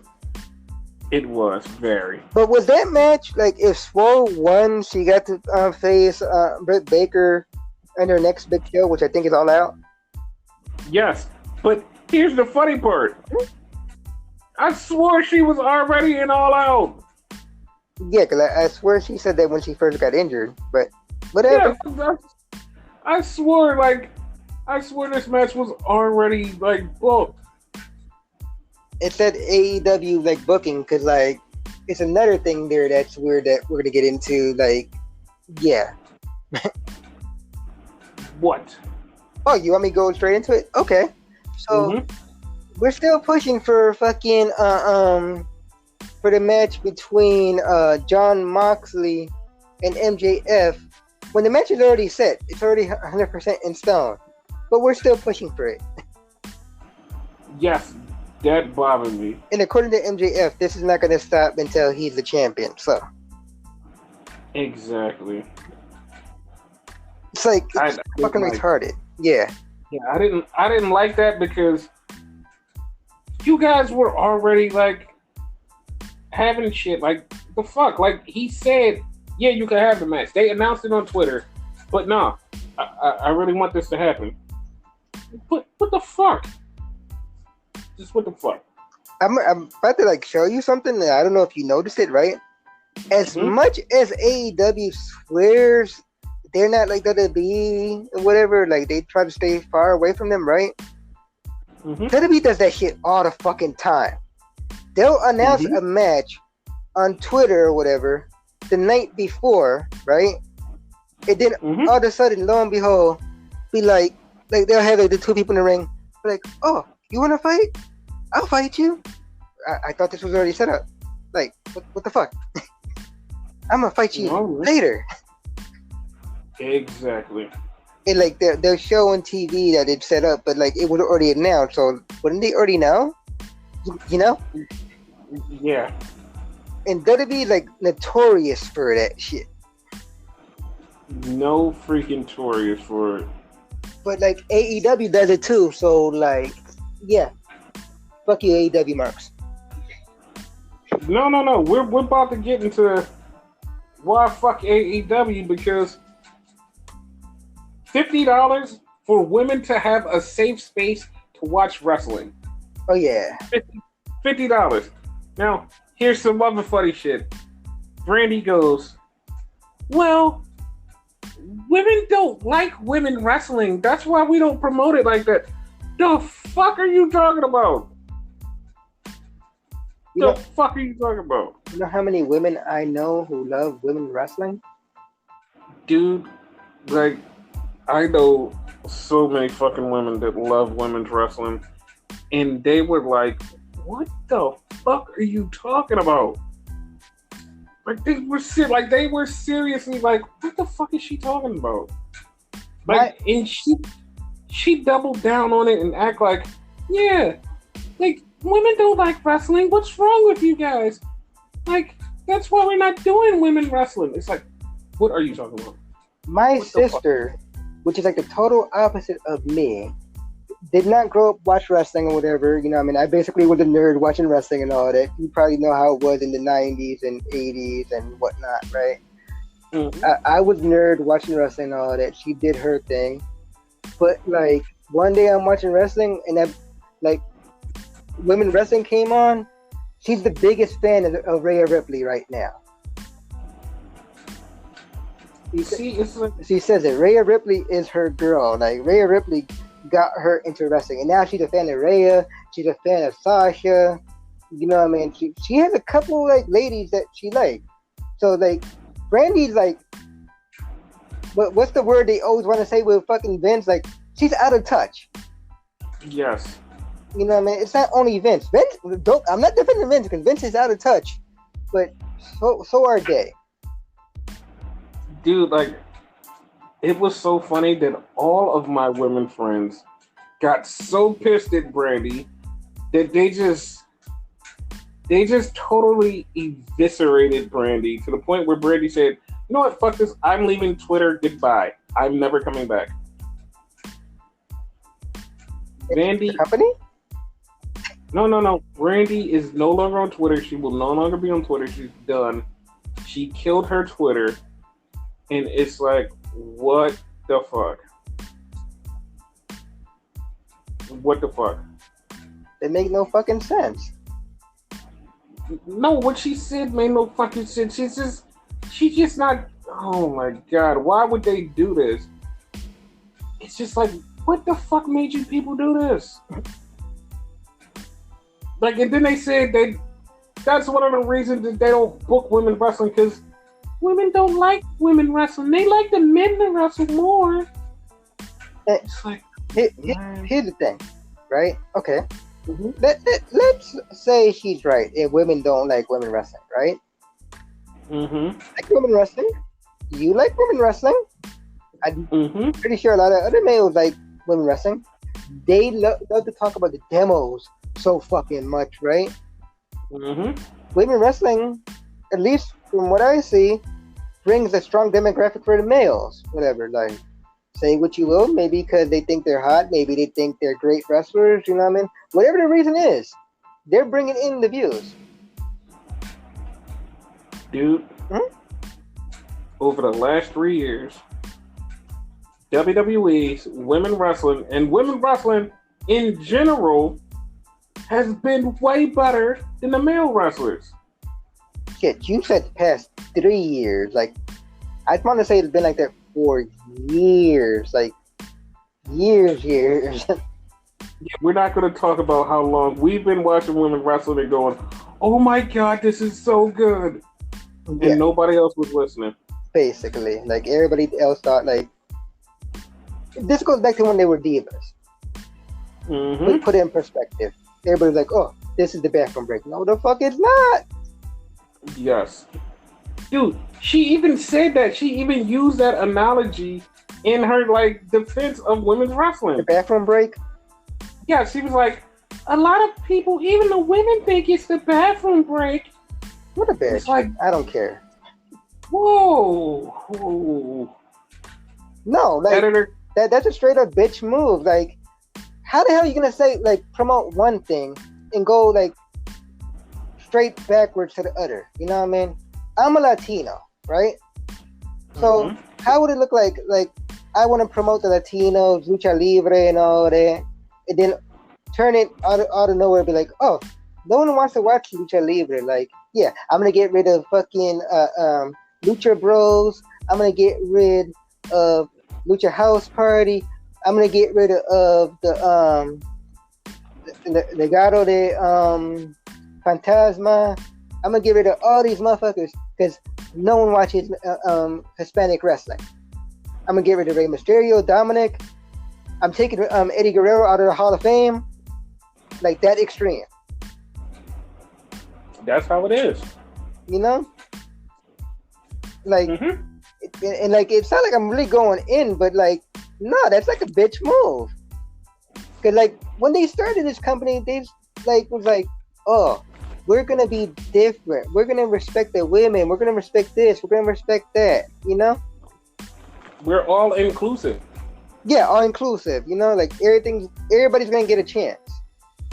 Mm-hmm. Where's that chance? Exactly. I mean, am I wrong for that? I mean, I know I overreact a lot with shit, but am I wrong? No, you're totally right with that. Oh, okay.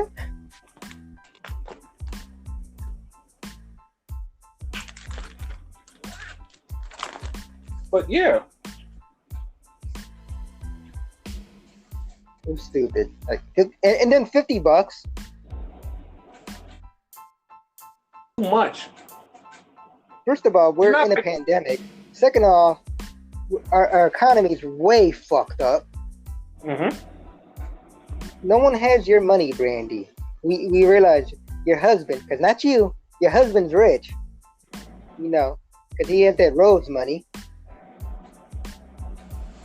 Wow. But yeah, like, you know, like, no one has money like that, you know?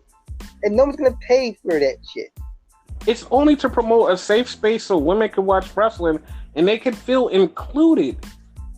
You know what I mean? Like, Watch it at home. Yeah. I mean, yeah. So, like, you play and you can watch it with other women wrestlers and you can enjoy wrestling too in safe space. And it's like, what the fuck are you talking about? I'll give you another example, right? I mentioned being Hispanic. I'm also a disabled person, right? I'm in a wheelchair. I was born like this, right? For those of you that don't know, right? When this company started, they had their like Battle Royal. I forget what the hell it was called. Yes. What was the first? Was it all? Was it Double or Nothing? Was it All In? It was Double or Nothing. I think it was Double or Nothing. Okay, so they had a Battle Royal, and they had the disabled guy in there. Like, okay, cool. Like, you're including people and whatever.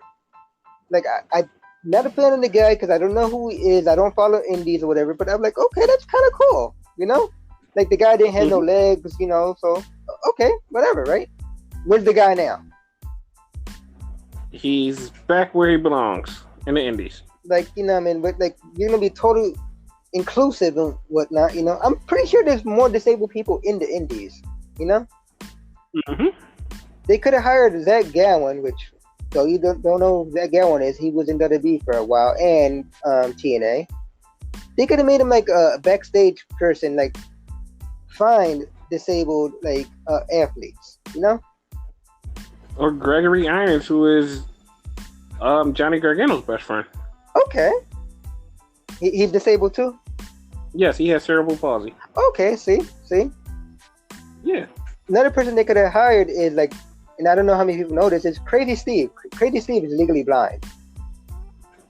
Oh, I thought you were going to say he's disabled because he's crazy. Oh, no. He's like legally blind in real life. So, yeah, I mean, like, we're inclusive, but like, what the fuck?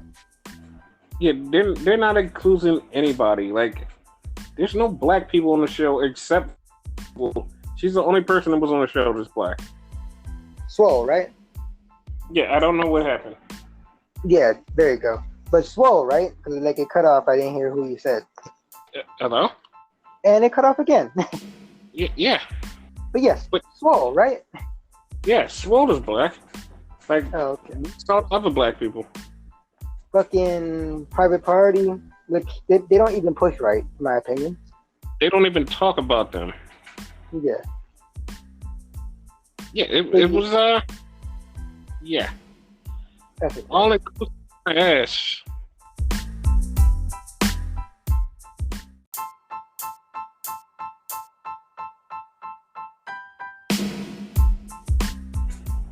So yeah, like then we had Alex and Reynolds, which were 4 and 5. I'm calling them 4 and 5. I don't care what anybody says. No, 3 and 4. They're 3 and 4. I don't care what nobody says. Might as well, because like everybody else has numbers. 3 and 4. There they go. That's a crap. And they went to the Disney Channel because they wanted to wrestle the Sweet Life of Zach and Cody. Yeah. And it was fucking hilarious. Matt Cardona comes out, and I'm like, hey, where's he been? How come he hasn't been on this show in a while? And you tell me, dude, he's making his debut on AEW. Like, he was already here. He must have been injured. And then I looked it up and was like, oh shit, that's right. This is Zack Ryder. He's supposed to be on the other show. Oh. And then next day I watch it and I'm like, oh, this is why he was fucked up. Yes. He's totally Zack Ryder. He's totally Zack Ryder. Like he has like a MC type logo, but it totally looks like his ZR logo. Like there's no difference. Like everything about it is just Zack Ryder in AEW. That's it. Yeah. Yes. Like the bad part, like I wish he could have kept Zack Ryder and went to AEW because that's how simple it would have been. Like it's just the same person. Same person. It's like everything he does is like a shout out to like the Zack Ryder thing. For instance, his finisher, the former Rough Rider is called the Radio Silence now, which goes back to his like music. Oh, radio! Like what the fuck? Yeah. I was just like, yeah. This is his show. He lives here. He doesn't live here. Lives there now. He lives there now, in the penthouse, with his brother Zach. With his brother Cody. And they live the sweet life. You can't tell them apart. I sure can't. Because I don't even know which one won the match. Well, I mentioned the finish move, so... no, I know. Cody won, right? What the fuck?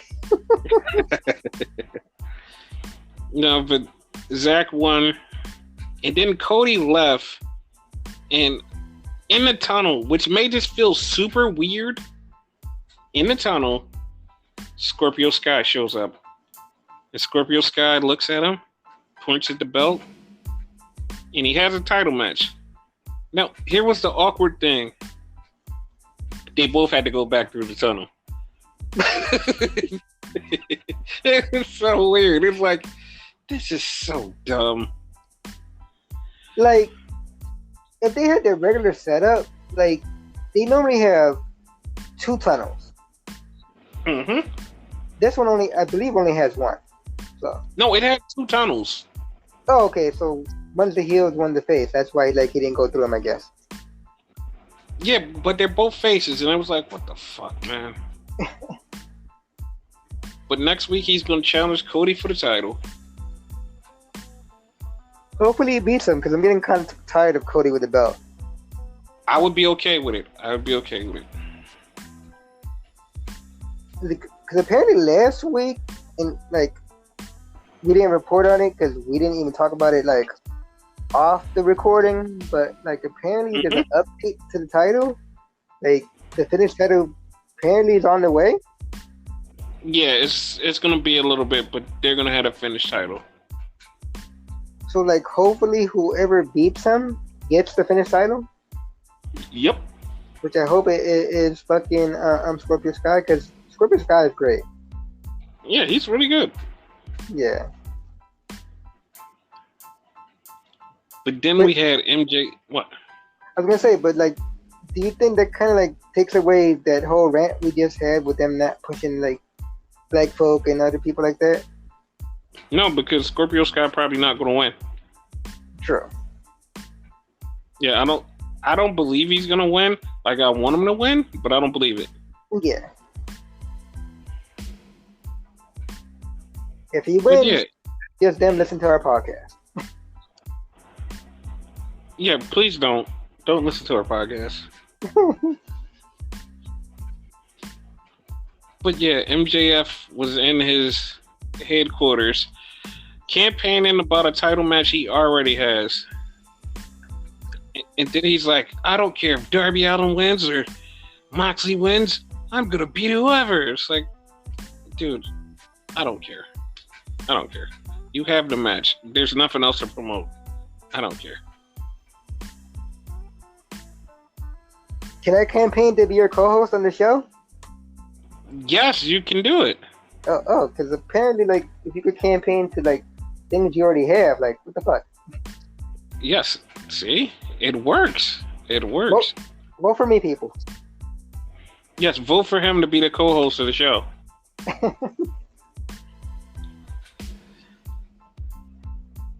And then we had the great debate.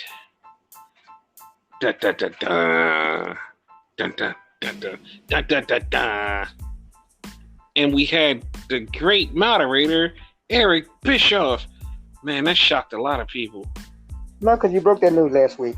So Damn it. It didn't shock us.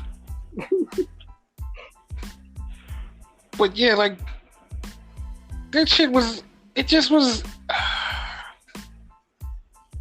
it, like, apparently a lot of people thought this was really great. They're like, oh my God, this is one of the great segments. I love this. This was so awesome. And I was just bored. I was until a certain point, because, like, it went to, like, a certain point where it reminded me of something, which, once again, like, they relied too much on nostalgia. And, like, they might do it, this time might have been by accident, right? Okay, like, what? Do you remember, like, years ago, like, it was on a Raw, and they was doing, like, a court case on whether or not Eric Bischoff, ironically enough, who's actually on the show right now, should be the general manager of Raw still. And they had Dipsy Maria Kanellis, because at the time she had, like, a Dipsy gimmick, and she was, like a dumb blonde, and they asked her question, and she went totally intelligent and, like, had this long, drawn-out, like, answer. That's what this felt like.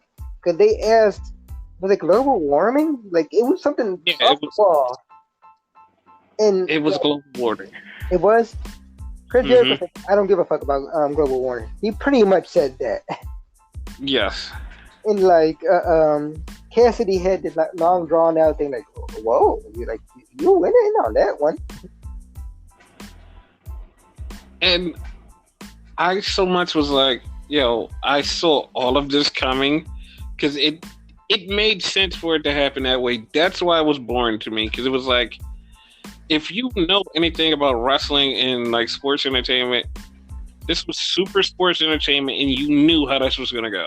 Yeah. That's why I was, this didn't, like, I was waiting for something to happen that I was going to go, oh shit, I didn't see that coming. Nothing happened. No, it was everything to the T. Yeah, like, the only thing that shocked me was he sounded like Drew Gulak's younger brother. That's it. And the funny part, I told you that a while ago. Yes. That was it. Because I was watching a shot of Brandy. I don't know if I mentioned it on the show. And he was on the show, and he sounded just like Drew. And they're best friends in real life. See, I may not like her, but I support. I don't know why you... Never mind. And then we had a situation. Yes, a situation. Mike, the situation from Jersey Shore? It actually did involve Mike the Situation. Oh, shit. Okay. Matt Hardy came out, and Matt Hardy was basically talking about, hey, I'm here to help the next generation. I want to help some people. I want to help you too, Sammy Guevara. No, matter of fact, I'm going to hurt you, Sammy Guevara. And Matthew Hardy basically called out Sammy Guevara. Sammy Guevara came out and fucked him up, and Sammy Guevara also got himself in some huge trouble. Yes, ladies and gentlemen, he says Matthew. Like, apparently he goes by Matthew Hardy now. Yes. So it was a spot where Sammy Guevara was supposed to throw a chair at Matthew Hardy, and he threw the wrong thing at him and busted him open completely. Like, he busted him open really bad that he had to get 13 stitches. And it was like, when Sammy Guevara, like, he jumped on him, he put Matt Hardy through a table and jumped on him, did a cool 360 or whatever it was called. He did that. 630, I think it was. I said 360? Yeah. What are you talking about? Whatever, go ahead. And apparently Sammy Guevara got chewed out in the back by a bunch of people for busting Matt Hardy open. Like, he wasn't supposed to do that. He was supposed to throw a regular chair like Sabu does to the face, but what he threw at him wasn't the chair, and he got chewed out for it.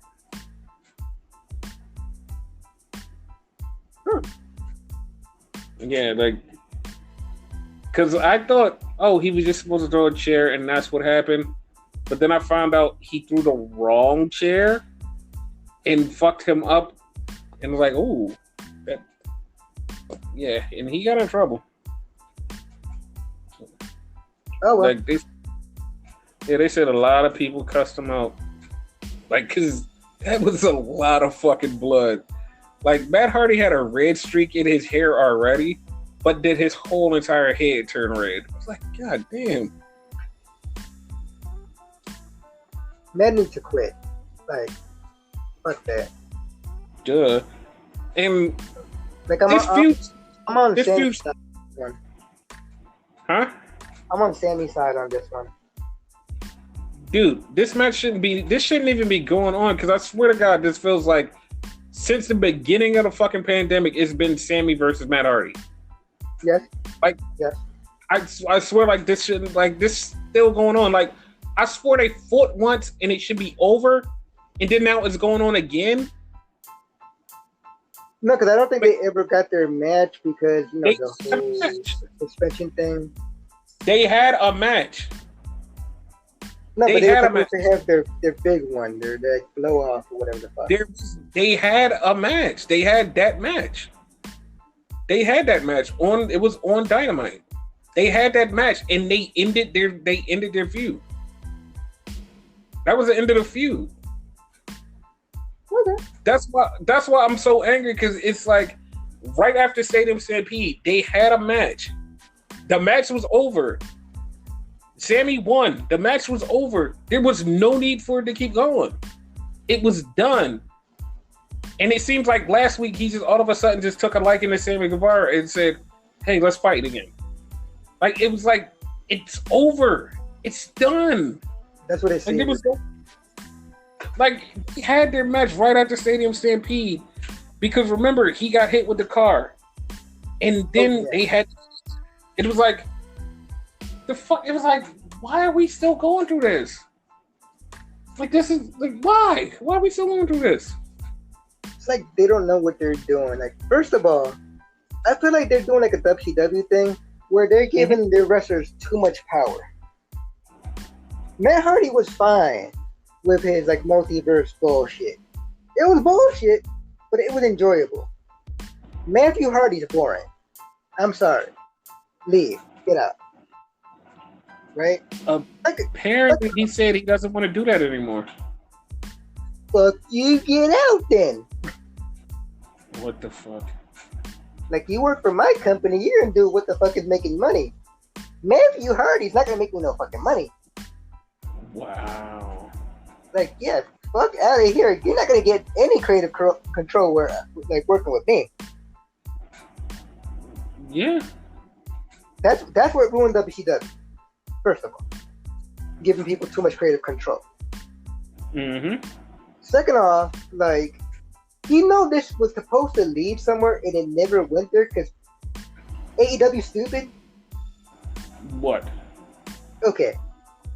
I don't remember the match, but I'm gonna believe you and whatever, right? Mm-hmm. I believe that it's supposed to have the one match, but if you say it already happened. Mm-hmm. Match supposed to face Jericho. That's what this was supposed to go. I don't know what you're talking about. You remember it was supposed to be Matt versus Jericho. The old fart versus the old fart. Yeah, but apparently they don't remember where this is going. Because they're old fucking farts. They both need to fucking leave. I agree, but like they gave up. Okay, so right after the pandemic hit, they should have said, "Fuck it, we're not going to do it," and then just left it alone and said it's over. But they went after it for like 3 weeks. Then they had the Stadium Stampede. Then that's when Matt Hardy fought Dude, and then it was over. Like, but Jericho just decided, hey, I'm gonna fucking go somewhere else. Fuck you guys. And him and Matt Hardy never had to fight. That's it. Like, it's stupid. A lot of things they do is stupid, but we can't say that it's stupid because it's not stupid to us. Okay? Like, Matt can't do shit in the ring. Like, he's slow as fuck. Like, his fucking back is in like him. Motherfucker can't walk. Look at him walk. He gets to walk like that. His best bet is to have one last match against fucking Jericho and just finish your career. Nephew. He's gonna keep going. He's gonna keep going because he wants to keep going. Matthew wants to keep going. As for the chair shot, you should have been like the veteran and seen that shit coming and blocked that shit. Bitch. He actually did have his hands up. Like, if you watch it, he has his hands up and still gets hit with it because the way Sammy threw it. Nah, fuck that. I blame that. Matthew. I blame Sammy for not picking up the right chair. He said he panicked and he just grabbed the nearest thing he saw next to him and threw it. That's what he said. Well, there you go. There you go. You panicked, right? Still Matt's fault. Because you decided to like feud against a young kid in his like early to mid 20s or whatever, instead of facing someone who's a veteran who would have picked the right chair. That's you and Jericho's fault for trying to play with the young kids because you think you're fucking young and still got it. Wait. Okay. Why is Jericho getting dragged in the mud when Jericho did nothing? Because this feud was supposed to be against Jericho and Matt. Remember he killed Vanguard 1? That went nowhere. In there, Matt was just going to keep wrestling. Huh? Matt was going to keep wrestling. That wasn't going to end. That wasn't going to end Matt Hardy. Period. It should.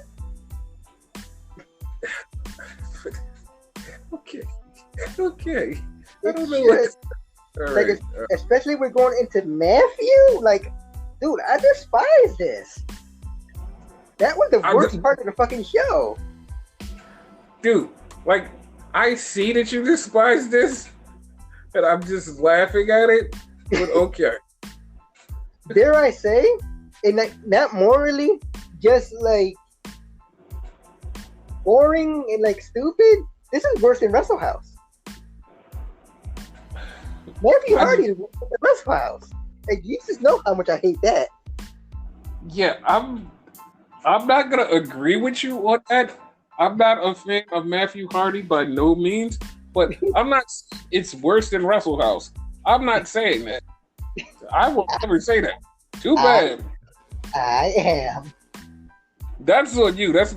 Those opinions are from Renegade Enigma and not from Viral Viper. Like, I'm putting out a disclaimer that not from me. What am I, Joe Gertner now? Like, I'll take Matt, dude. I'll take Matt Hardy over Wrestle House any day. If I had to choose, I'll take Matthew Hardy over Wrestle House any day. Sorry. What am I, Joe Gertner now? You gotta do this disclaimer. Well. No. I'm just doing the right thing.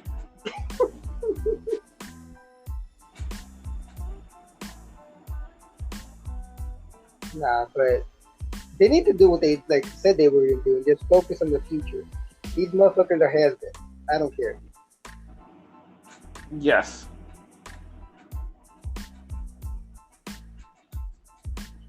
So yeah, then we had one more match, but before that we had a little promo of Moxley telling what the fuck is the dude's name? Darby Allin. Yeah, stay down and die. Just stay down and die. I'm not trying to kill you. Cause I like no, man. Yeah, I like you, kid, but no. And it's like, but still, no. Stay down and die. And tonight won't be bad. All right. He said something, and I don't remember it though, right? Because he said something to the effect of, because like last time we wrestled, I almost broke your neck, and you kept getting up. Like, no, stay down this time. They had a match already? If I'm not mistaken, no. Okay, because he said that. Like, he almost broke his neck, so. I'm actually wrong. They did have a match in the very beginning. Very, very beginning. Okay. Like, at the very beginning of the thing, he had a match against Darby. I kind of remember. It was a little violent, and remember, because we kept saying, why is he always in these death matches? And okay. Yeah. Yeah. So that was a thing. Gotcha. But then he fought Darby and still tried to kill him. Like that fucked me up. Was like, you just said you wasn't gonna kill him. No, I lied. I was gonna kill him. All right. Well. Didn't he bust him open within like the first 30 seconds of the match? Yes, he did. Something. He did. And I was like, dude, you just said you wasn't gonna kill him. Yeah, apparently he lied. Well, there that go. And he beat him, and that's it. Ladies and gentlemen, that was the end of Russell House. Yay. I love the Russell House. Oh my god. It was a joke. It was the end of AEW. That was the last episode. I mean, the last match on the episode. Jesus Christ. I thought you said the last episode. I was about to say, well, god damn, I didn't hate it that much. Because they're changing it to AEW, no exclusivity. We're not including women, the blacks, the Latinos, none of them. Disabled, obviously. Disabled, none of them. Nyla Rose is lucky because she's on YouTube. And Sonny Kiss just disappeared off the face of the earth, so I don't know what to tell you. He was in the crowd. Like, see, like, all of this exclusivity shit, and then they just, like, take people out. Like, come on, man. You guys are just wrong. Just wrong. Like, these are typical people WWE would actually push. Because, like, you can't tell me if this was, like, reversed, and all the people that were in AEW were in WWE, you can't tell me those not the ones that wouldn't get pushed. Dude, MJF would have got pushed. Dude, they don't push Jake Atlas. Like, they're barely pushing Sonya Deville. Like, come on. No, I mean, like, the people who getting pushed in, like, AEW right now, right? Mm-hmm. If they were in WWE, they would be able to stay fucking, like, close. For example, MJF would have got pushed in WWE.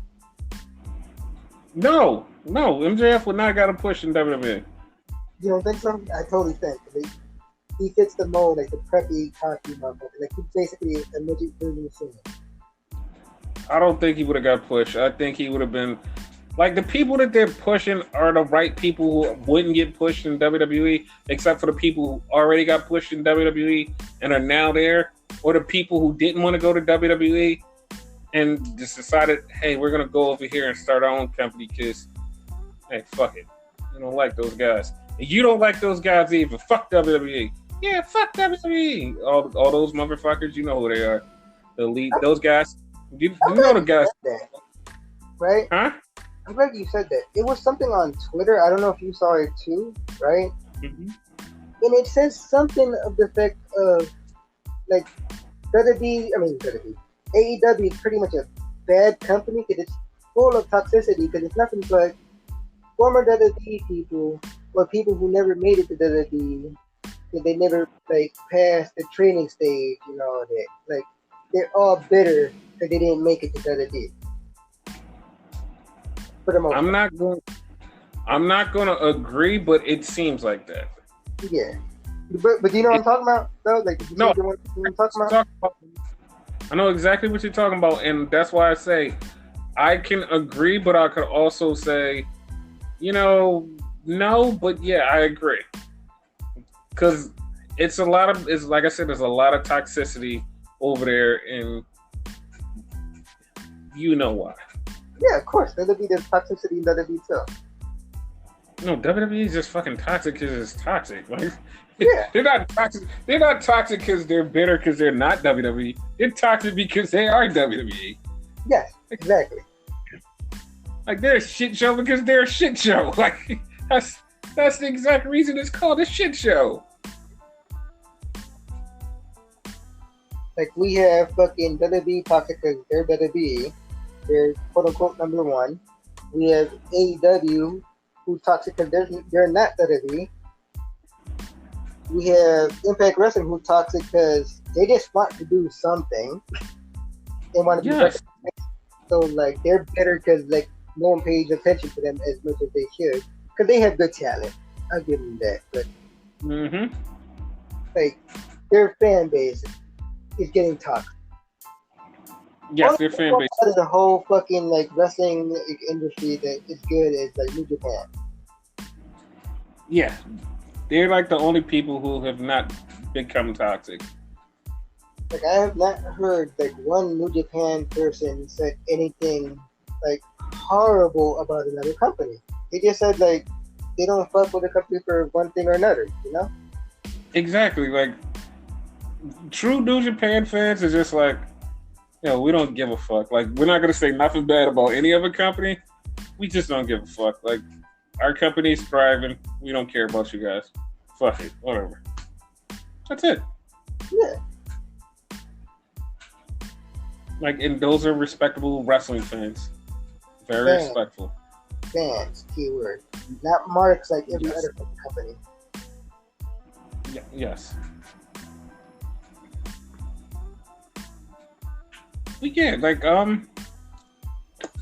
NXT. Yes. Ready? Steady? Go. So, yes, Pokemon Go. Pokemon Go was a very good game until we found out that it was being hacked by overseas competitors to find out our location and to also give out our information so people can know where we are and what we like, and we would have nothing to do with it. We were screwed. I had that shit on my phone right now. Oh, well, then shit. They're tracking. They're listening to this conversation. That's how Vince and Tony gets all of the ideas. That's exactly how. Thanks. Oh, man. Wow. Because of Pokemon Go, this is why Vince and Tony have their ideas. Thanks. Okay. Now, they're listening in and they can hear everything, and God damn, man. We were doing so good.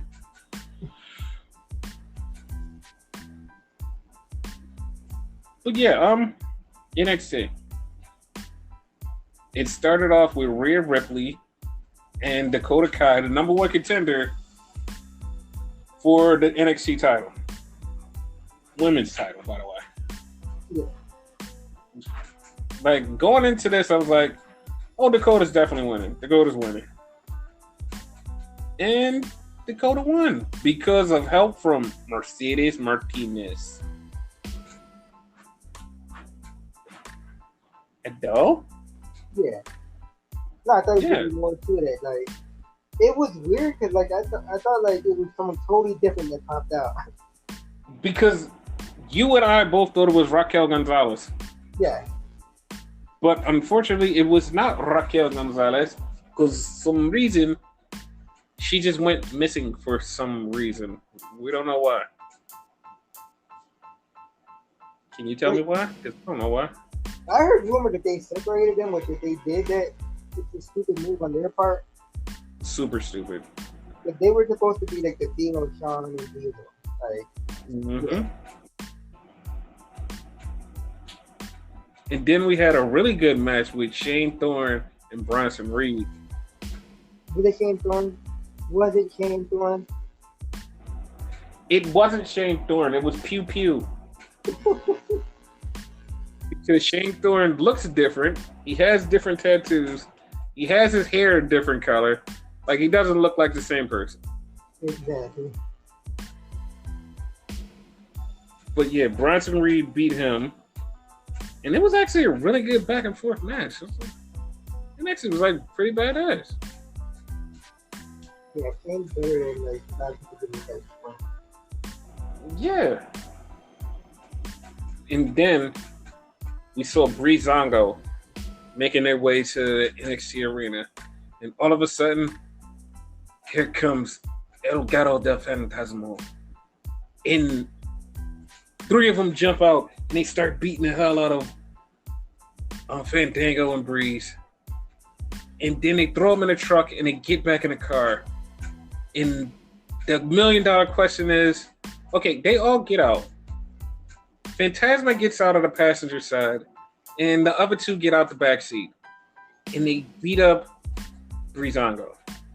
They throw him in the back. They all get back in, but there's a driver. Like, who is the driver, and why do they know everything about how to get around on this atlas called the world?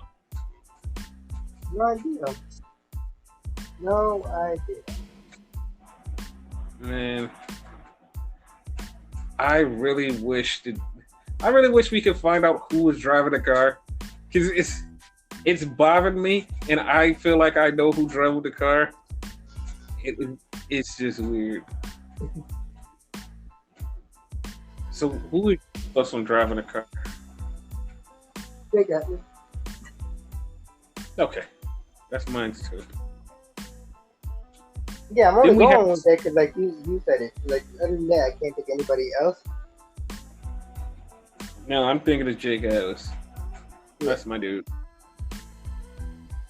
Then we had a triple threat with Damian Priest, Oney Lorcan, and Ridge Holland to get into the ladder match at Triple X. Porn. Porn. So Damian Priest beat Oney Lorcan. He pinned Oney Lorcan while Ridge Holland was out. Now this match was fucking hard hitting, and like you said, this was a New Japan hard hitting, strong style type match. Yeah, I told you that. But, like, it looked that way because only that dude. So Yeah. And I just have to beg one request from now on. Hmm? Can Oney Lorcan please stop jumping over the ropes, not looking, and almost killing himself? I know he always hits the person, but it looks like he's about to just die. Please be careful. Oney. of fucking suicide dives. Yes, that's the true definition of it.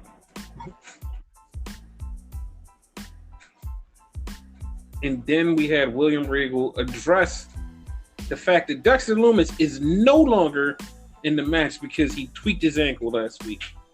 So, yes.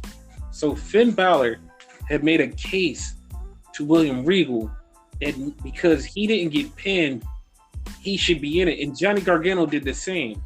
So, starting in 2 weeks, they're going to have a match where it's going to be Johnny Gargano, Finn Balor, Ridge Holland, and whoever is the loser who didn't get pinned in next week's match, they will have matches. And the winner of those matches will both go on to the Fatal 4-Way.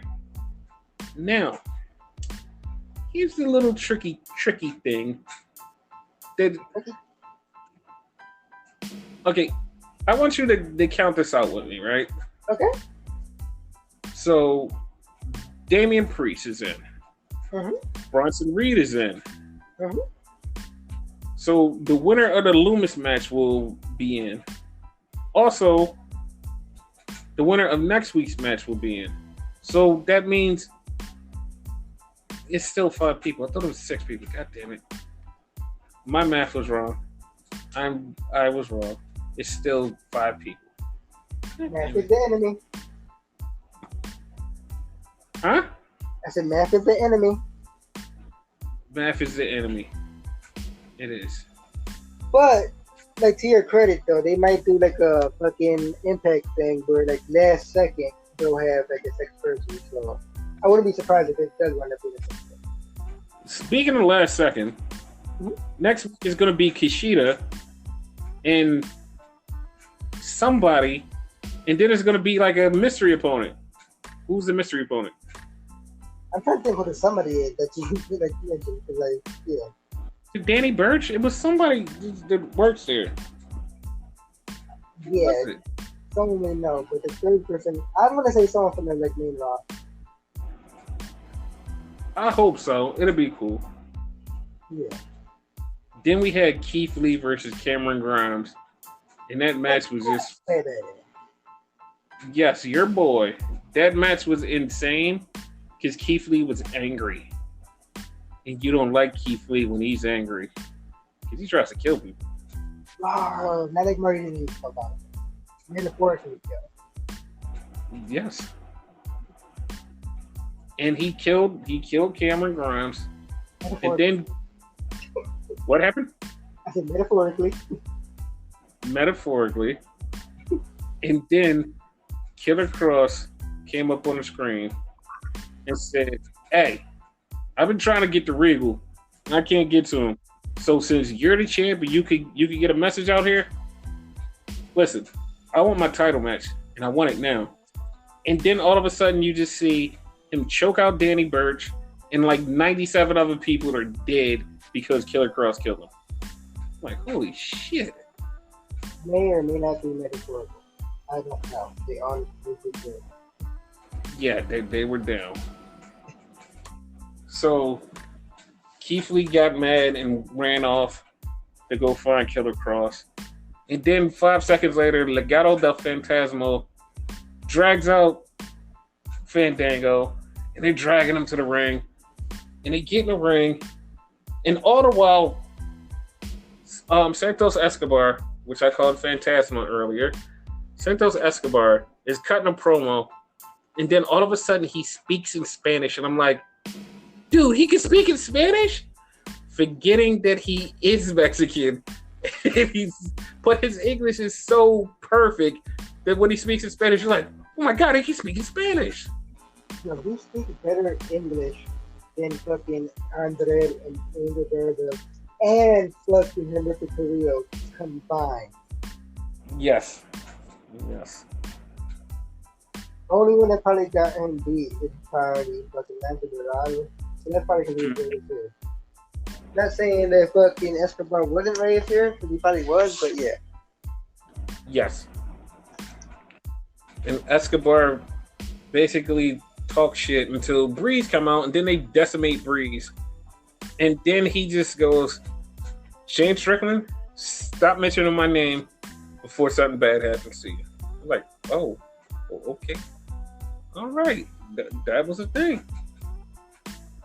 Then Damian Priest and Bronson Reed had some words outside. And I guess they're going to fight sometime eventually before the North American title tournament. Yeah. And then Pat McAfee comes out. And earlier in the day, we see Pat McAfee and Adam Cole shake hands. And you're like, oh, they pieced it up. Pat McAfee said, hey, I just want to come out here and just like call some action because, you know, I'm just bored.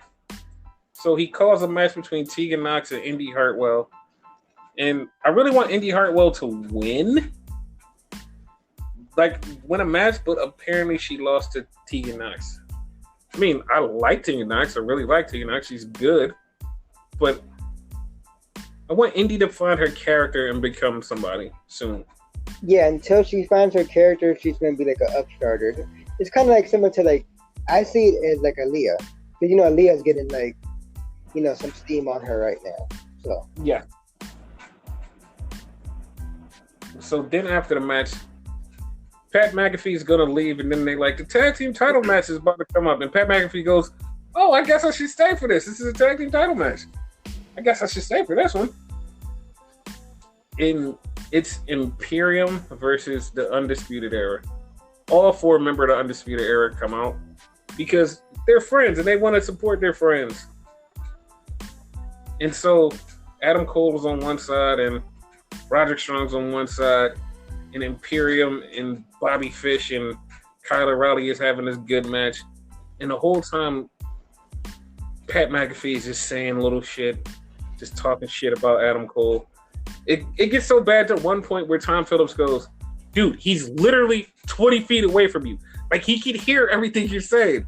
He's like, "But I'm not saying anything. What am I saying?" And it's like, dude. I expected him to be like Bailey or whatever, that one time with Michael Cole. "I can hear you, Michael Cole." Yes. And then, like, it was so bad, some of the stuff Pat was saying, that Beth Phoenix was like, "Yo, I'm not even calling commentary with you." And Mauro and I was like, "Damn, Beth has never left the commentary table." And he's like, "What? What did I say? I didn't say anything." So he just keeps egging him on, So it gets to the end of the match. And, like, he said something about Adam Cole. And Adam Cole's like, "Dude, I can hear you. I'm right here. Like, cut it the fuck out." Like, he told him, cut it out. And he's like, "What? I didn't do anything." He was like, "Man, he's like, get too short for this." And so Adam Cole's like, "Dude, shut the fuck up." So while he's arguing with him, like, like, Roderick Strong comes over and is like, "Hey, man, like, you're messing up the match." The Undisputed Era loses. But then Adam Cole is so pissed off, he throws water on Pat McAfee. He's like, "Dude, what the fuck?" He's like, "Why are you talking shit?" And Pat McAfee's like, "Dude, calm down, man. Like, what the hell?" And Adam Cole is like he's super pissed. There's all the short jokes. And Pat McAfee leaves like, I'll leave. Then he's like, "No, you know what?" He's like, "You need to calm down because you're just a small little bitch." And Adam Cole gets pissed off and he tries to jump at Pat McAfee and gets stuck on the table. And Pat McAfee kicks the living shit out of Adam Cole. Like, he kicked him so fucking hard. For those of you who don't know, Pat McAfee is a punter, and a punter does nothing but kick. So when he kicked him, fucking kicked the shit out of him. Like, I've never seen anybody hit the floor the way Adam Cole fell after that kick. Like, god damn. Like, I legit told you, like, "Dude, someone needs to call Britt Baker," which no, it's his girlfriend. And you go, "Why? Because that's his girl?" Like, no, because she's a dentist, and I think he kicked the shit out of his teeth. Yes, that shit was fucking, man. Also, like, Triple H pushed the shit out of him. Like, "Get the fuck out." Like, we're saying fuck a lot, but, like, they didn't say fuck on the show. Yeah, they might as well. And he was like, I'm going. Yeah. And the funny part was like, "I didn't even do anything, but I'm going." And it's like, oh my god. So, just a little. No, go ahead. I was gonna say, I have like a little like weirdness to this here now, though, right? I'm okay with the match, because like I don't care about guests and whatever, because he seemed like he's gonna be good. Like, I'm gonna spill some tea on that, but go ahead. He likes wrestling and all that, so like he might have trained, so he might be good, you know? Mm-hmm. Now, what I don't like, I like it when Bailey and Sasha do it, be like, "Oh yeah, I challenge you to face her," right? Yes. But apparently Triple H challenged McAfee to face Adam Cole, and like that to me made no sense.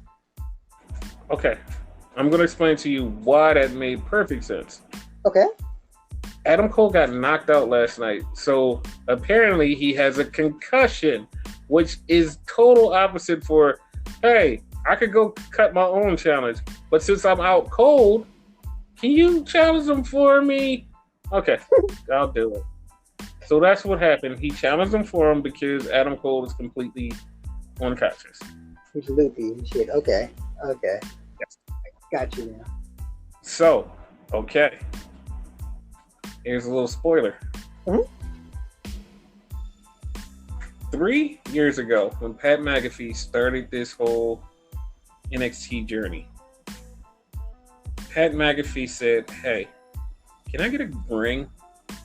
They said, "All right." They sent him a ring 3 years ago.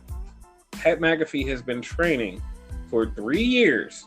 He's been wanting to do this. He has said he was looking to get into wrestling. Pat McAfee has been training for 3 years.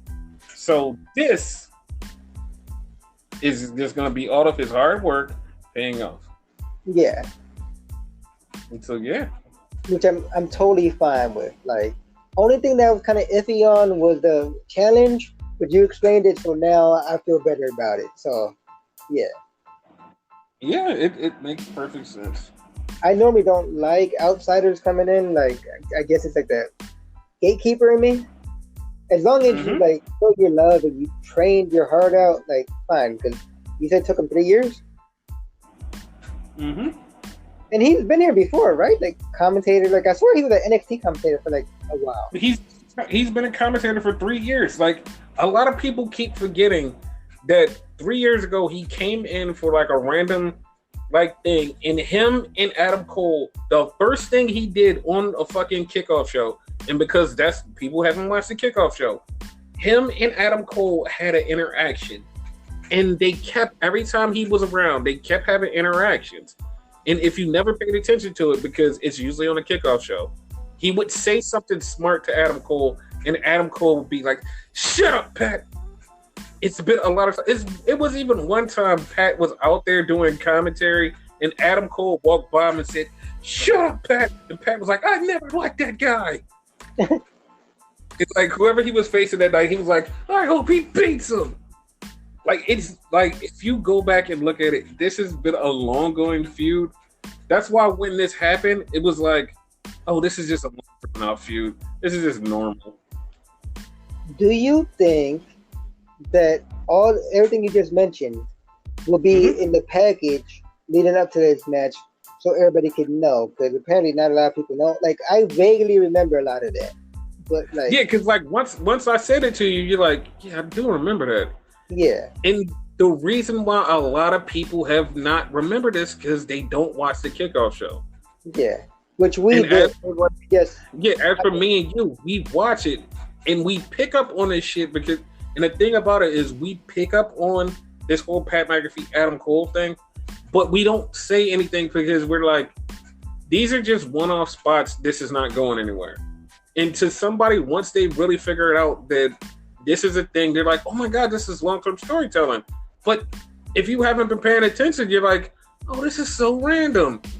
But to us, it's like, this is long-term storytelling. This is real. Yeah, because I see people talking about like, he came out of nowhere or whatever. Correct me if I'm wrong, right? Huh? Wasn't he here as recently as Survivor Series? Like, he was on the NXT team? Yes. And also, matter of fact, for people who thinking that he just came out of nowhere, remember that time that they got stranded? He was doing commentating for them because he got called up on SmackDown.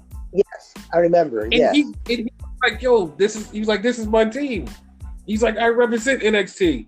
Also, when he got so pissed off at Michael Cole because he was wearing shorts at WrestleMania 36, not this 35, the one before this, he was wearing shorts and Michael Cole like got mad at him and he was so pissed off, was like, yo, he was like, and he almost didn't want to come back because he felt violated. Yeah, because shorts is his thing. Yes, exactly. And like a lot of people just totally like bypass Pat McAfee. And like when they go back and show this whole long drawn out story from about 3 years, they're gonna be like, holy shit, this was here the whole time. Because then I remember like when he first started, I did not like his commentating and like the way he talked and all that. But slowly but surely he grew on me. I remember telling you that. Because I remember him showing up and I was like, I know that guy from football. And like, I just never thought that he was gonna be a wrestler. But then like every time he said something to Adam Cole, I was like, I was like, yeah, that's not happening. because it never progressed and was like, yeah, it's never happening. It's not happening. Yeah, it's cool. Whatever. And we're here at the end. Because I think when we brought up the whole him cursing him out, I said, yeah, like they had beef for a long time. You did say that, yeah. Yeah, because it's like this has always been a thing, but like I always say, it's like sometimes you see shit and you be like, hey, this ain't going nowhere, whatever. That's how I felt about it. It ain't going nowhere, whatever. And then all of a sudden, like you said, we're here. Like, what the hell? Yeah, we're here, you know. But yeah, this is a thing. Yeah. So I'm excited. Like, yeah, a lot of people are like they're down on it, but then some people are like, you know, it could be good. The people that seen this from a while is like, all right, this will probably be all right. But yeah, I'm all for it. Yeah.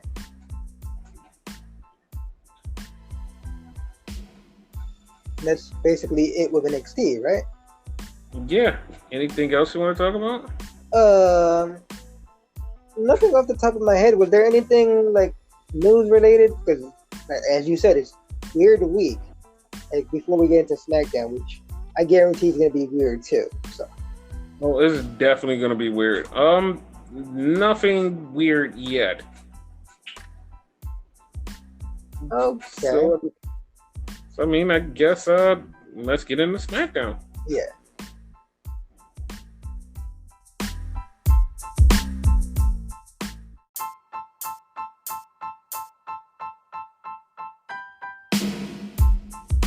SmackDown.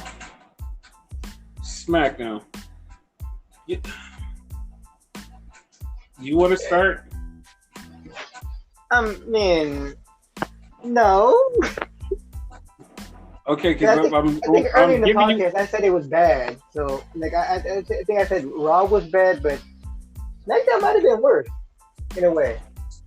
Yo, I'm giving you 30 seconds to speak in peace about SmackDown because I'm going to talk about SmackDown. But go ahead and speak your piece. No, I'll let you go because I had a fucking 45-minute rant on fucking Brandy Rhodes and fucking Matthew Hardy. So, go ahead. You get the floor. Okay, first off, we owe the AEW fans an apology because tonight on SmackDown there was no women's match. So we owe you an apology for talking shit about you guys because at least you had one women's match, but you still have a shit women's division. But still, apologies for talking shit about you guys. Yeah. Sorry. Also, this SmackDown was the best SmackDown. If there was a worse SmackDown of this year, this would be the best one. This would be the best worst one. That's exactly what it is. The best worst SmackDown. This is literally, it was fucking one thing on the fucking show that I enjoyed, literally thoroughly enjoyed and said, this is why I like wrestling. Everything else was, matter of fact, two things. I'm not even gonna lie. Two fucking things. Two things on here I enjoyed. Everything else was the fuck. Literally, the fuck. I think 5 minutes, 20 minutes in, we literally said the one match. But go ahead. This show was just fucking horrible. This WWE should be ashamed of itself for even putting this show out there. All of this, I don't care if it leads into something. What I see, it all leading into stuff, but all the stuff is bullshit. I don't like it. I fucking hate it. And for all of you who say, you guys are WWE marks, we are not fucking WWE marks. We fucking hate WWE just like you do. So, there you go. There's your thing. This was fucking horrible. It started off horrible. It just kept getting horrible, and it just got worse and worse and worse and worse and worse. Hey, good part. Worse and worse and worse. Hey, another good part. Worse and worse and worse. Hey, it's the end. Oh, that's kind of good. Maybe. Eventually. But not now. It's eventually going to be good. Eventually. Not right now. Hopefully. I don't have any faith in this company because it's what the fuck? Yeah. Fucking pieces of shit. All right. It started off with fucking Matt Riddle versus Sheamus. Now, when they announced this match, I was like, you know what? I'm actually gonna enjoy this match.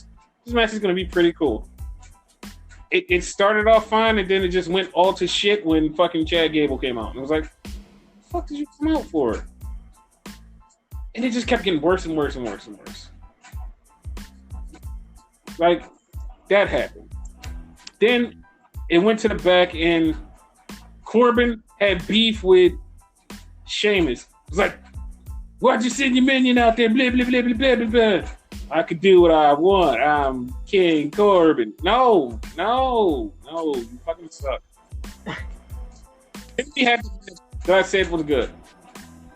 It was Cesaro versus Lince Dorado. For all you AEW fans out there, it's like, yo, I love flippy shit. I love real wrestling. I love this. WWE doesn't give it to us no more.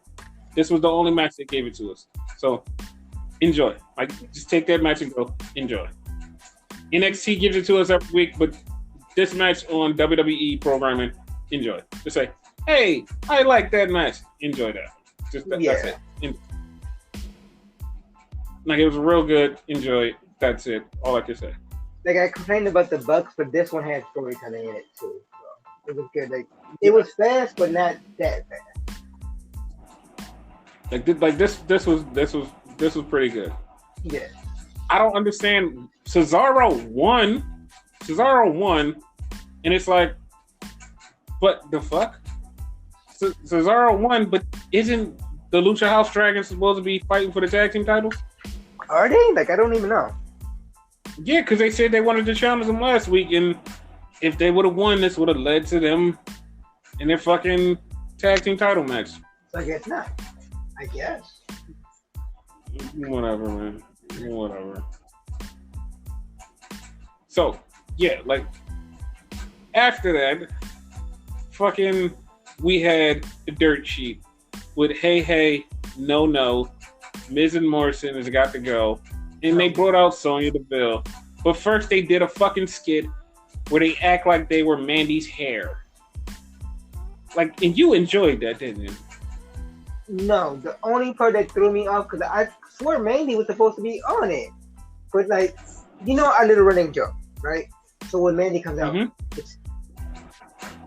but they go, and I don't know which one it was, but it was like, Mandy, hair. Like, what the fuck? Like, I got a chuckle at it, but it was not funny at all. It was just like, it came out of nowhere type of thing. It wasn't funny, but it was like, it shocked me. It was bad. They interviewed Sonya Deville, and Sonya was basically saying, I'm going to make her insides look like her outsides. I told you guys. And they start cracking jokes. And then here comes Otis and Tucker. But Otis brought out the Money in the Bank briefcase. And I literally, the first thing popped in my head was like, he's going to cash in. Then I realized nobody has a title in there, right? No, the funny part, you said that. And I'm thinking, like, okay, that makes sense. The Miz and Morrison are taking. Wait, no, they're not. Yeah, it was bad. But yeah, they came up and beat up Miz and Morrison, and that was it. Then we had Jeff Hardy versus Bartender Cabron, and it was a match, and then it ended because Sheamus came out. Wait, no. That was that when Sheamus came out? Yeah, Sheamus came out. Sheamus came out. Yeah. Came out and bro kicked Jeff Hardy. And Bartender was like, what the fuck, man? He's like, I got you. So they cut and they went to break. Then they come back and it's Sheamus versus Bartender Cabron. And it's like, that's where we went. What the fuck? It was like, the fuck is happening? Like, literally, what the fuck is happening? That was like the biggest what the fuck of the whole show. It was one of the biggest. And then, like, they have a match, and Matt Riddle literally runs in the ring, jumps between Baron Corbin and Sheamus, and Corbin gets distracted. Huh? And then he gets kicked, and the match is over. It's like, like that. What the fuck is happening here? It did, like, basically, like, the show literally was off of a cliff right there. But then we had the Alexa and the Fiend segment. Here's why it bothered me. First off, it seemed like this was the Fiend and Alexa thing from last week. It's like, okay, this is from last week. Wait, no, this is from this. Stopped him from sticking his fingers in her mouth, and she lowered his hand and she rubbed his face. We didn't know where it was going. I thought that we were going to have to put a tag on this and say, oh, this is where. But as this was going very dark, Braun Strowman came on the fucking Titantron, and he's got this deep voice, and he's cut this promo, and he's talking about, I'm a monster. I don't give a damn what you do to Alexa.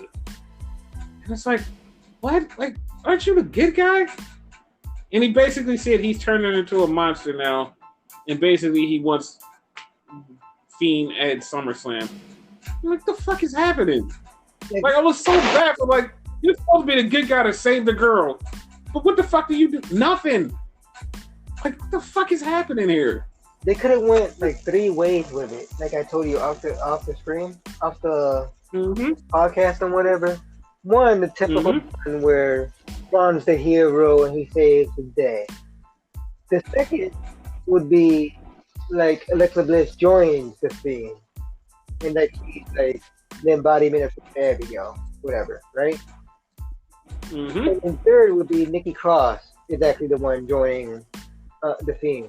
So, you know, all those made more sense than what this bullshit. So. Way more sense.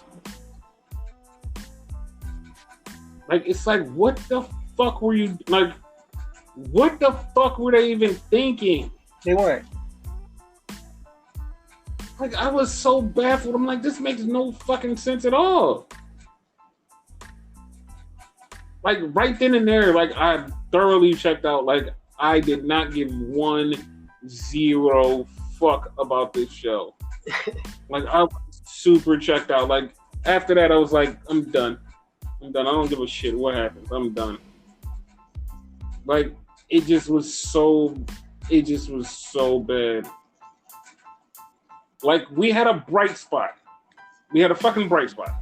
So, Sasha and Bayley are backstage, and they're talking about, like, their title win. Bayley is upset that she has to fight Asuka, and Sasha basically says, you're my role model, and basically turns her to be like, you know what, yeah. And then dude goes, you guys got a conference call in the ring with Stephanie McMahon. I was like, oh. Let's see where this goes. Yep. So they get to the ring, the green screen ring, and they basically standing there. Stephanie McMahon's like, you two are in trouble. Like, we didn't do anything. WWE Network for $9.99. We're your daughter's role models. They literally said that and a bunch of other shit. But Stephanie was like, Sasha, you're going to probably fight Asuka at SummerSlam. It's like, okay. And Bayley, because you have been fucking with people over all 3 brands, next week we're going to do all 3 brands, Women's Battle Royal, and the women gets to face Bayley at SummerSlam. And Bayley and Sasha are both like distraught. It's like, okay, this is a lot of storytelling. Yeah, like this is making sense. It's a shame that this is the only thing in the fucking show that actually makes sense.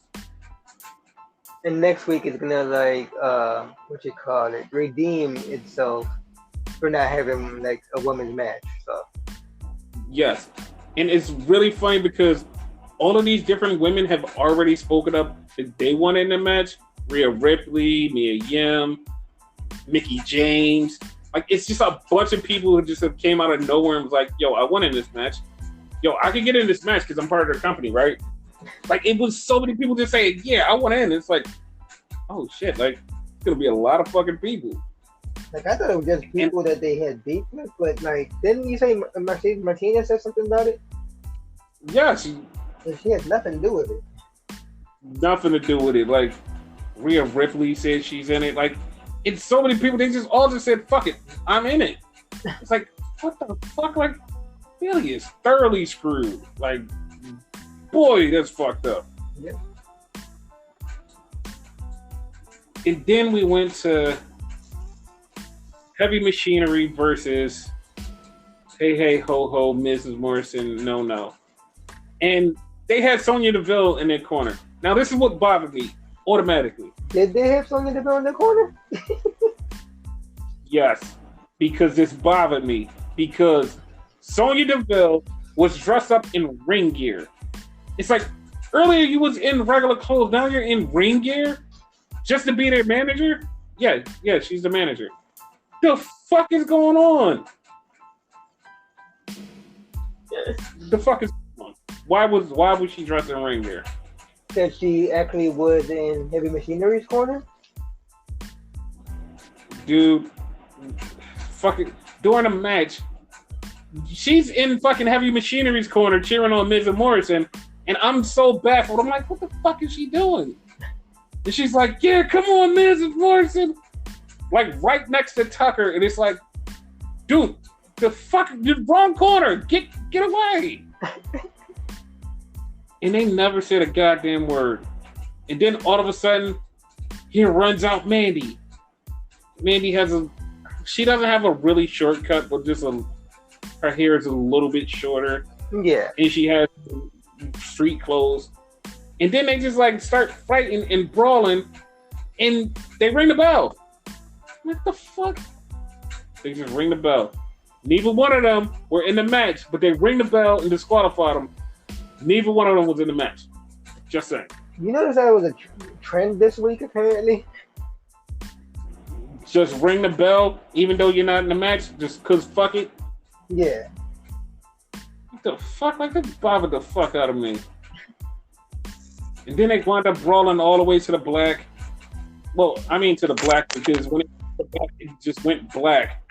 Because the fucking Riot Squad is here. No, wrong people. And also wrong people. God damn. Retro Rebellion. Whatever their names is. Whatever their fucking name is, they were here. They were fucking here. Dude, what the fuck? Like, if you look at them just on the surface, they were all short people. All short people. Yep. And they just destroyed the whole entire SmackDown. This is reminiscent of the Nexus. But the thing is, one of the funniest things, they went over to the announce table and they were about to attack Michael Cole for his old ass has ran fast as fuck. He was gone. He was fucking gone. My and name then is Michael Corey, Cole, and I am the fastest man alive. Yes, he is. And Corey, he's trying to get away. They swing a bat at him. He almost dies because he trips. And then he gets away finally. Like, they start fucking up people in the crowd. They fuck up the cameraman. And they start spray painting shit. They got bats and crowbars. They just start fucking stuff up. One of them is Vanessa Bourne. Like, it was a bunch of people. I think two of them was like 205 Live guys. Somebody said it was Carmella. Like, it just got fucking crazy.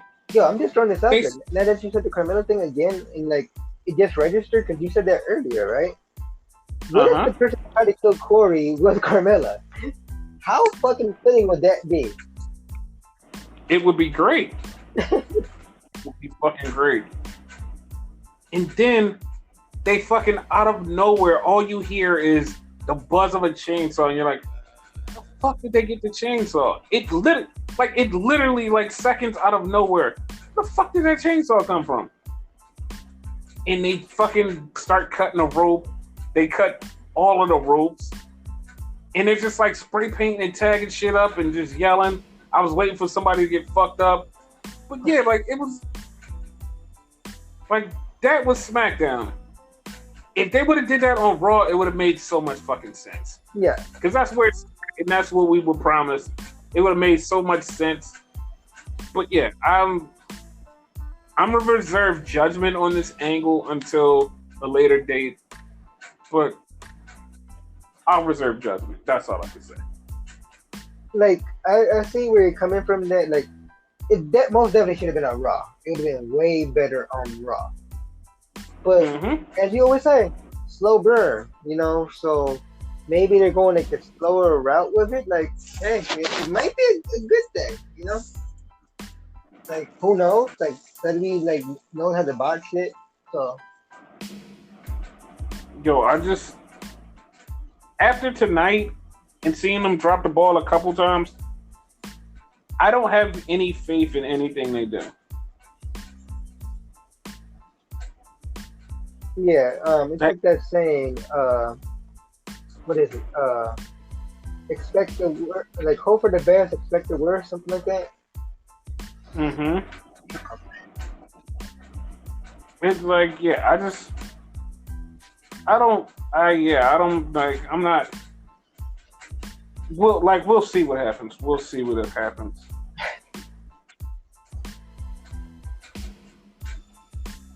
But yeah, like that's how we feel about SmackDown.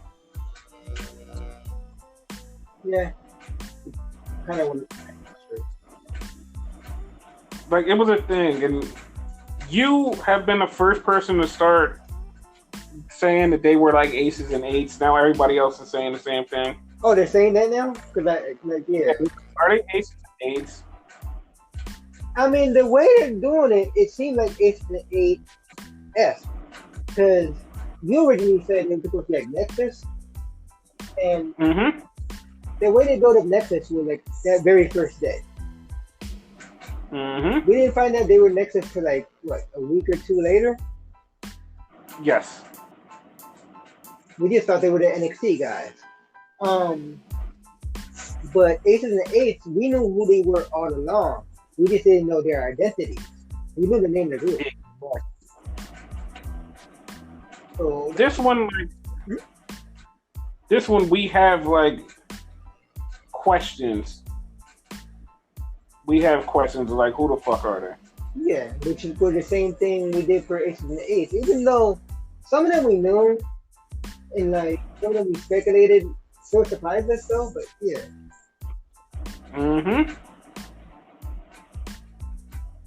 But that's definitely Vanessa Bourne. Though. Like it wasn't 100% confirmed, y'all, but you could tell. We're confirming it though. Yeah.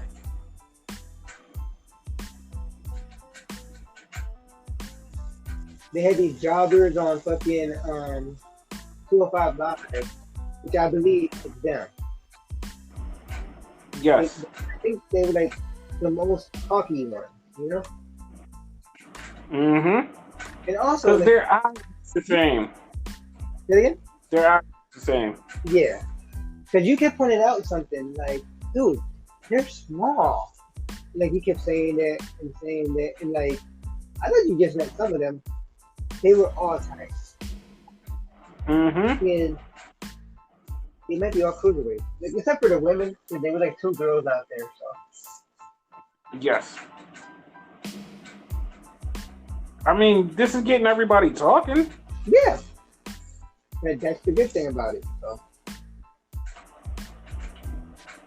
But yeah, like it's getting everybody talking. That's the only good thing about it. Yeah. But like I said, yeah. Could be one of those things where you don't even want to talk about it. Hence my fucking Impact review. I didn't, Yeah.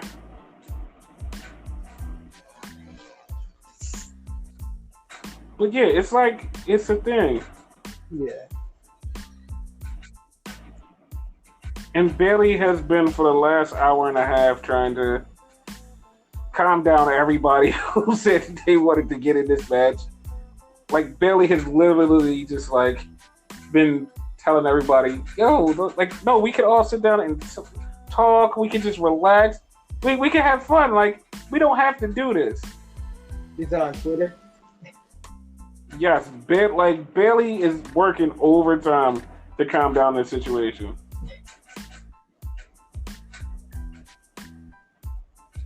Sasha's gonna be mad at her.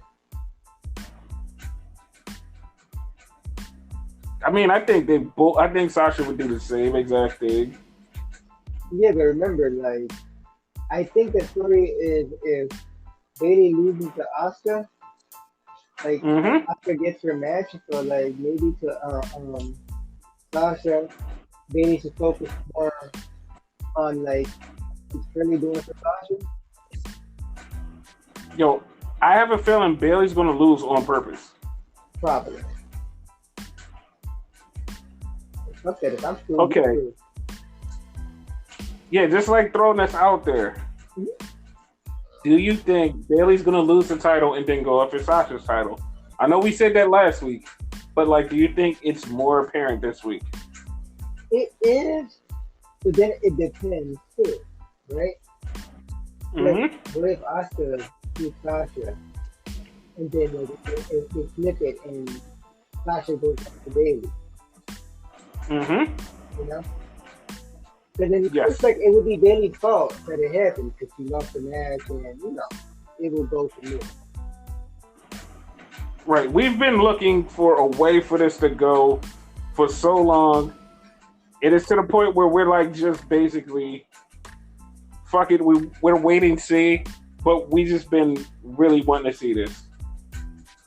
Basically, like it could go so many ways. Like, how the fuck, like, you're a writer by trade. Like, that's your hobby. Like, you like doing this shit.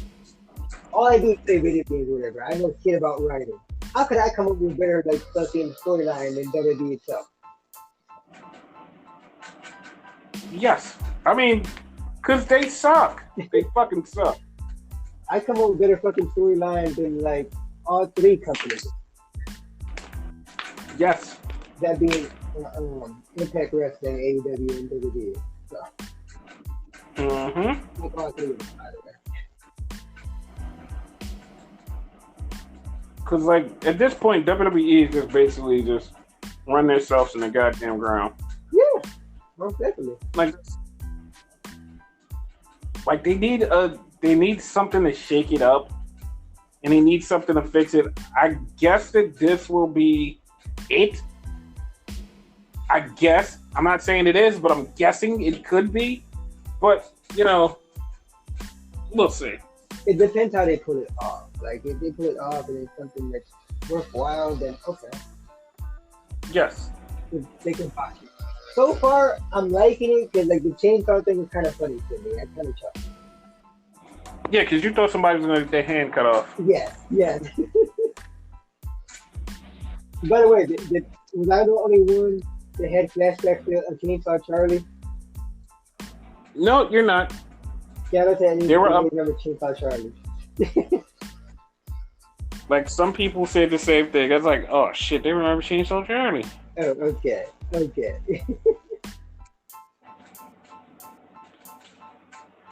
But yeah, it has people talking. It got us talking.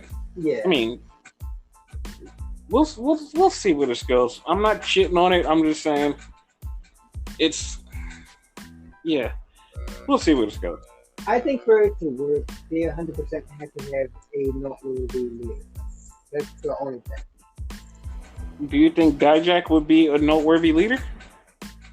I mean, for us, because we know him, Mm-hmm. but like, I don't know if mainstream it would be. No? I mean, remember Wade Barrett wasn't mainstream when he got the leader job. True, even though he was the one that won. So that's the one thing he had over. You know? Yeah, but he won a show that was on Sci-Fi. That's also a thing. So yeah, Yeah, it's like Dijak being in NXT. It's like, yeah, he was down there, but like, how many people were watching? maybe someone that's been on like on every show. Like Finn? Finn would be one. I'm thinking one, and it might be kind of impossible. And like, as soon as I go, if it happens, I did not know. I have to like say it because sometimes that happens, right? Mm-hmm. Say someone like Matt Riddle, Okay. like yeah, like he winds up being the leader of this shit. Like I think people will pop. Like, I have one in my head, but it would be virtually impossible. But you never say never in this business. Okay, CM Punk. that would be like, you know what? Like that would be amazing. Like, if he was the leader, no matter what Retribution did, everybody would flock to WWE. They would literally break 2 billion. Like, everything would crash, and WWE would be the hottest company in the world because they signed CM Punk. Yeah, That's what it is. yeah, most definitely. Yes. Kind of hope it is him, not if it is. I mean, he kind of does fit the mold, but like, he just would have to be under contract though. Yeah. But yeah, I wouldn't be too surprised. Now, SummerSlam is coming up in 2 weeks. That's getting 2 That weeks. fucks me up. Also, they're trying not to hold it in the Performance Center in 2 weeks. Yeah. How the fuck are they gonna pull that off? Did they like 100% get the venue or whatever the hell they're trying to get? No. I'm just okay, so I heard it's 7 different venues that they are looking at. I don't know how the fuck they're gonna do it. I don't know how, when, but I do know SmackDown's gonna be taped there, SummerSlam's gonna be taped there, and Raw's gonna be taped there. And it's all gonna be live. It's all gonna be live. NXT is going to be back down in the Performance Center, but Raw, SmackDown, and SummerSlam are going to be out of the Performance Center. Oh, Not saying that after that they're never going back to the Performance Center, because after that they're going back to the Performance Center. yeah. Just SummerSlam is not going to be in a Performance Center. Where it's at, I have no fucking clue. Like, nobody knows because they don't know. Like, I can't even confirm it because they can't confirm it themselves. Like, they got... And they don't know. Like, as soon as I get info, I would tell everybody, but they don't know. Like, probably next week by this time, info should be finalized, pen should be the paper, and travel should be all set up for SummerSlam weekend, but other than that, nobody knows.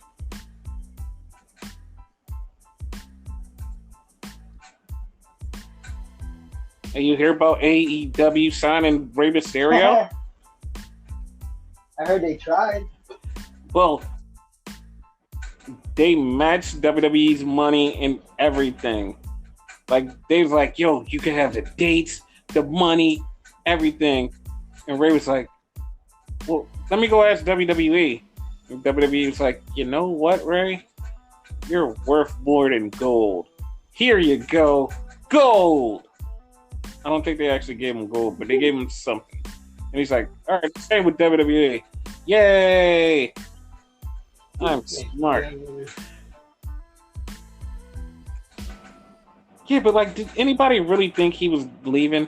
Like, No. seriously. Like, it's like, I'll be the first one to say I have no idea very if he would leave WWE, which money he's getting right now, he's the biggest idiot there.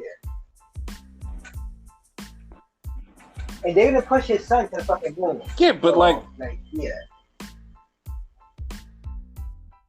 yeah, but listen, but think about it. Think about all the dream matches he could have in AEW. Like, think of all the cool shit he could do. Like, you wouldn't want to see that? My question is, who fucking dreams this? I mean, wrestling fans? Well, I must not be a wrestling fan because I can give a shit about any wrestling anybody there. Wow.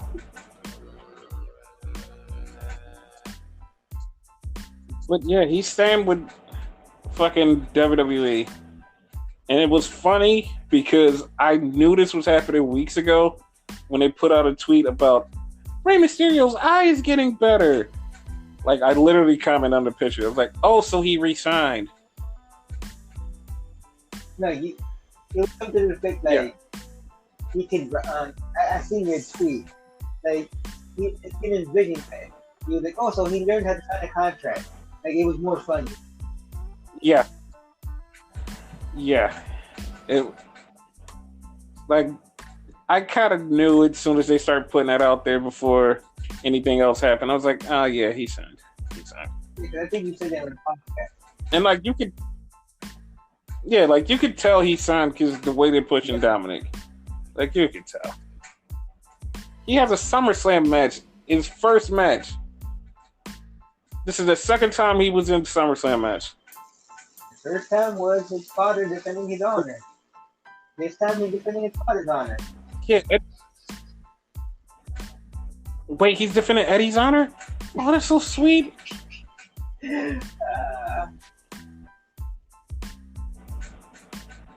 Because Eddie did win the contract. Wow. Oh, shit.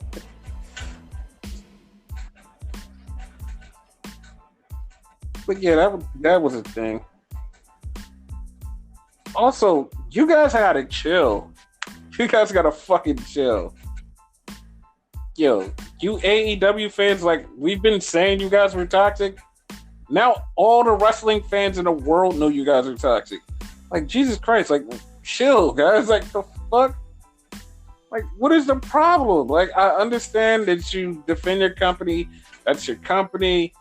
Like, they're the best, blah, blah, blah. Like, fucking chill. Like, some of the shit you say to some people is like, dude, the fuck chill. Like, just fucking chill. Like, you guys are fucking toxic, but, like, now everybody else is like, these fucking AEW fans are fucking toxic. It's like, dude, like, how bad are you guys? Like, you turned a whole entire community against you guys in, like, less than 2 days. Like, the fuck is wrong with you guys? With all those bad mistakes, you know, like, this whole women thing. I think that's the most thing that got people pissed off. I guess so. Think about it. They kind of capitalized on the whole, like, I didn't bring this up earlier, but they kind of capitalized on the whole situation. You know, like, Joey Ryan and everybody else was a fucking spot.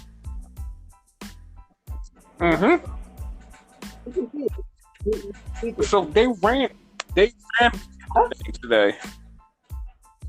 They ran one of those things today. They're that $50 bullshit. The 8 heels.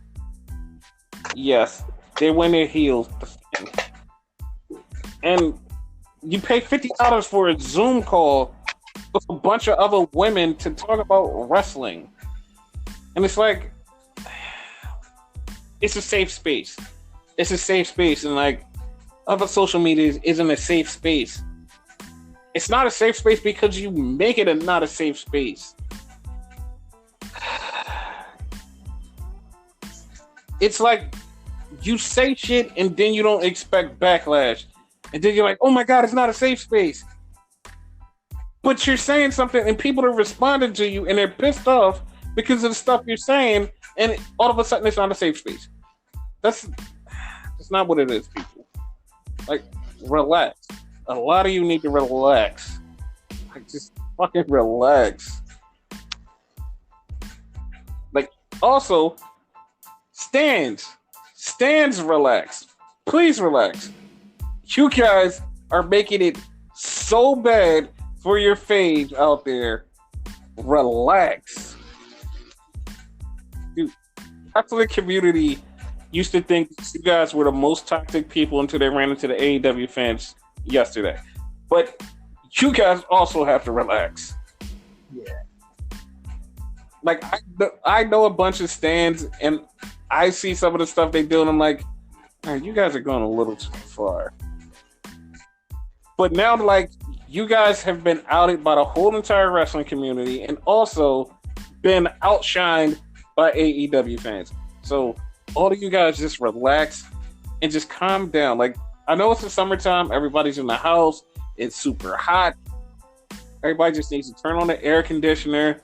Like, just fucking relax. Like, just fucking relax. Get a drink. Like, watch your favorite video. Play a video game. Do something. Just fucking relax. Eat a pizza. Just fucking relax. Like, sometimes just put the fucking phone down and just don't tweet your innermost angry thoughts. Just fucking relax. Jesus I used Christ. to be honest with you, like get this off of them and like tweet something like some nonsense or whatever, but go out on that shit. It's not worth it. Yeah, it's just like fucking relax, people. Like, Jesus, it's all fucking wrestling. It's just fucking wrestling. Just relax. Like, people get so angry. Just like fucking Don't get me relax. wrong, I'll tweet my fucking opinion, but you know, I wouldn't get mad on Twitter. I'll get mad on here because yeah, like, I have to waste my fucking like opinion. Yeah, I'm not gonna get angry. I don't angry tweet people. I tweet logic.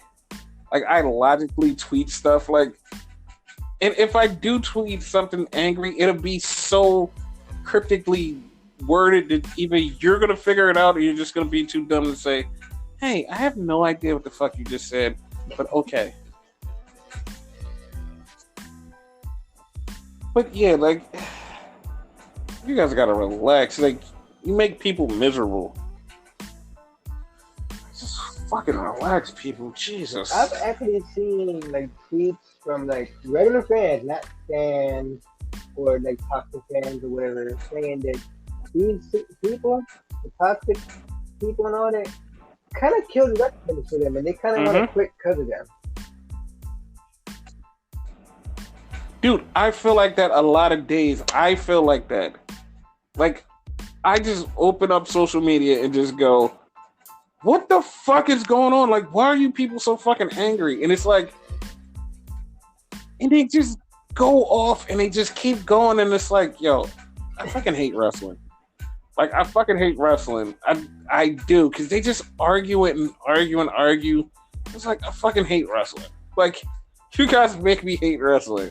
It's like, the fuck is wrong with you people? And that's fucked up. It's not fucked up because, like, then I realized that, like, there's other wrestling out there that I don't have to associate with these fucking people. But also, I do have a lot of friends in WWE and AEW that I like to associate with. And it's like, I want to root for you guys, but I still have to deal with these toxic fucking assholes. But still. It's just fucking, man. Toxicity. Just yes, and we are also toxic. Yeah. Yes, we are. We're very toxic, but we're only toxic to a minimum. Like, we see the good and stuff. We always praise the good stuff. We call out the bad stuff. I mean, we're super toxic to bad stuff, but we call out the good stuff too. We like good things. For instance, that AEW like YouTube thing. We shit all over there, but I think a good thing too. So, and out of the two of us, I seem to hate AEW the most. So, yeah, but like, I didn't find it appealing. Like, the only cool parts was Anna Jay and Tainara Conti, and I felt really bad for Nyla Rose. Like, I did. Like, she didn't deserve that. Like, she didn't deserve to be stuck in this situation. Like, she should be on the main show. She didn't deserve this.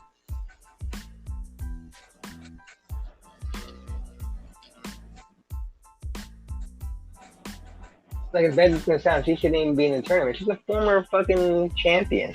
Like, you know? What's next? You're gonna put Sheeta in it and she's the extra champion?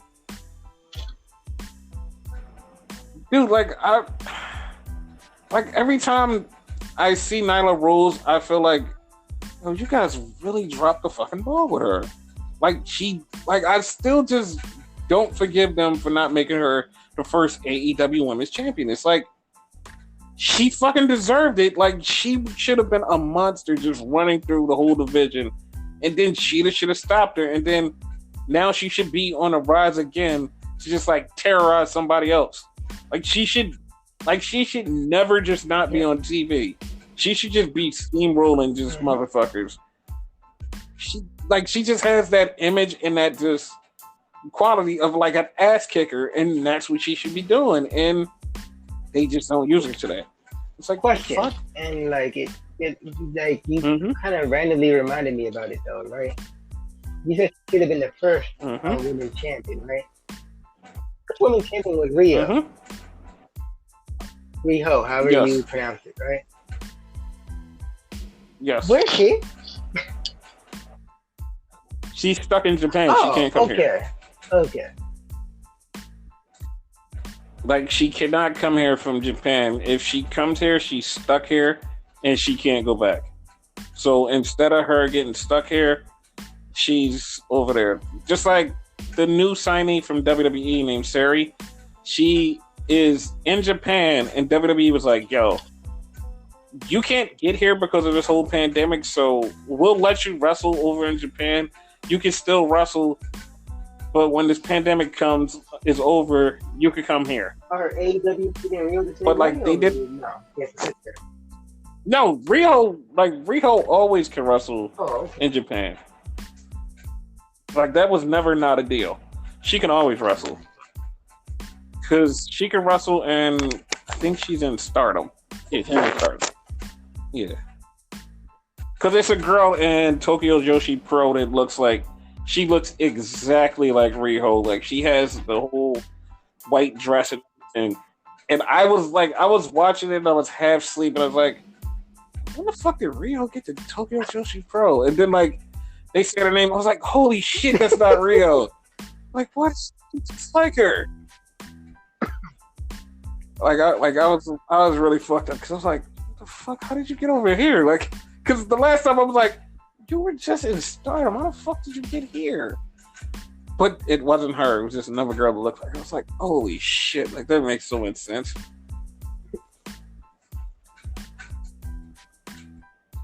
So, are you ready for the crossover of all crossovers? The Toxic crossover? Yes. Yes, the Toxic crossover with FTR versus the North. Are you ready? Are you ready for a good day? Wrong show. My bad. Wrong show.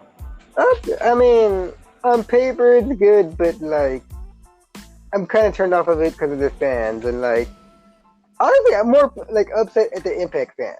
So yeah, like, I have a bias against them. You have a bias against the Impact, the AEW fans. I have a bias against the Impact fans. But Dash and Dawson are my homies. I can never not be cool with them doing anything. Like, you gotta support them. Same thing with Ethan Page. I don't know Josh Alexander like that, but Ethan Page, like, he's cool. He's cool. I respect him. Yes.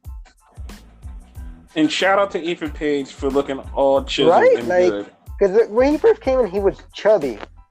And like, Corona helped him out, I guess. Yeah, because now he's all chiseled out. It's like, dude, like, you've been working out. Not like the same person, like, you know.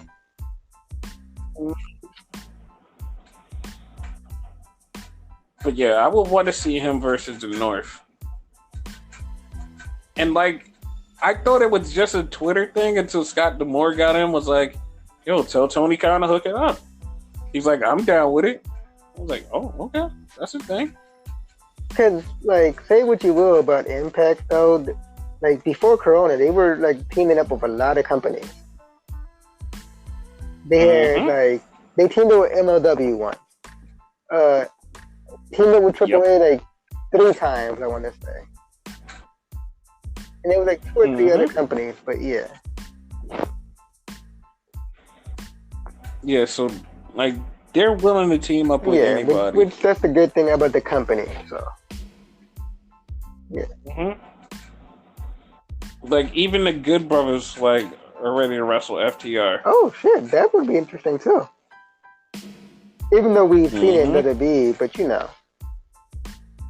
It's probably like a whole different ball game, because, yeah, we've seen it.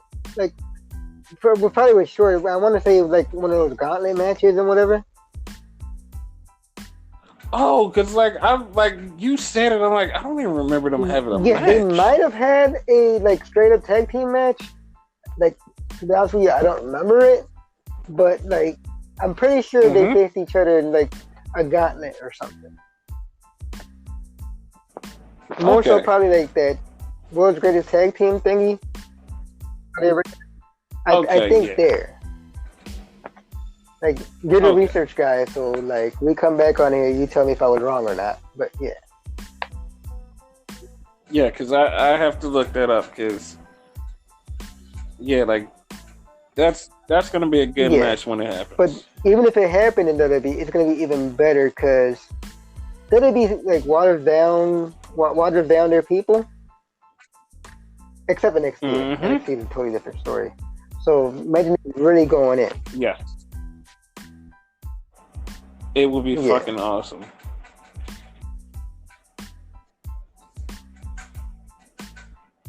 Oh, and Pat McAfee accepted Adam Cole's challenge that he couldn't ask for when he was unconscious. Wait, I just have to put this out there, right? Dolphins do not have hands, you asshat. Go. They do have They hands. have flippers, not hands. Flippers are hands. They are mammal hands. Yeah, like Pat McAfee went on a fucking rant about dolphins. I don't know, like they were gonna touch his girl or something. They were handy. Yeah. And I did happen to see Adam Cole earlier today, and he had glasses on. Sunglasses, not reading glasses, sunglasses. And, yeah, that should tell you something. Kicked off. Fuck out of him. Yeah, he did. He fucked his head up. It should be entertaining. And I can't wait for the match. Like, that's also in 2 weeks.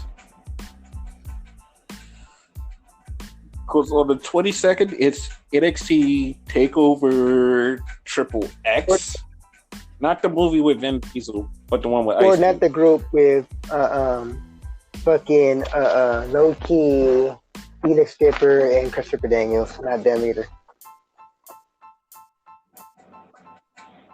Yeah, it definitely was them. I know it was them.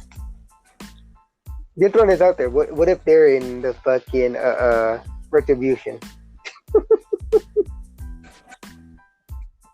I would laugh my ass off and yell about breach of contract for Christopher Daniels. And Low Key, because Low Key is currently signed to MLW. I know that probably doesn't mean nothing because you have like people who work for them going to other places too, but still.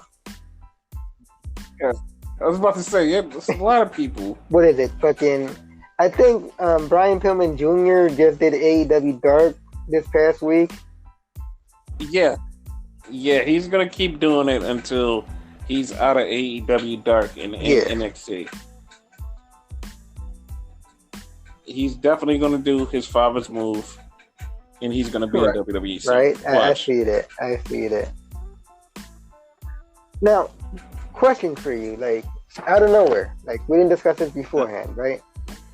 I had an epiphany, and I want your opinion on it. So we're getting possibly AEW versus Impact Wrestling, right? What if this retribution thing is actually AEW? Long shot, doubt it. I'm reaching, but yeah, what if? I mean, there's always other wrestling companies out there to watch. I mean, you know. So you wouldn't be down for it, like a 3-way thing? Hell no. No. Hell fucking no. No. Hell fucking no.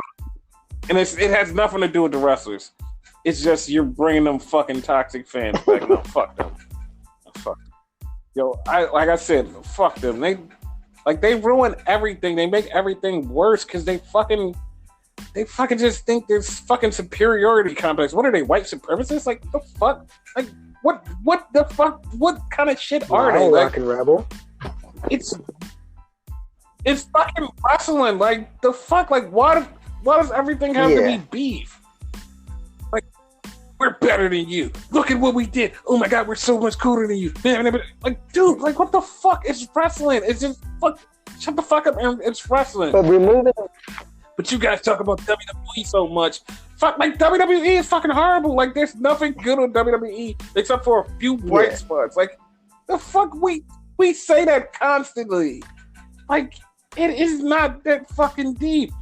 Well, you should go to AEW. They're fucking great. No, because you're fucking there. That's they're why not great either. Because, like, all three companies, and I only preface them because, like, the other ones are kind of shut down right now, and I don't really watch New Japan Pro Wrestling, so I'm going to focus on the three, which is Impact, AEW, and WWE. All three of them have their bad spots. So, like, no, there's no such thing as a perfect company as far as them.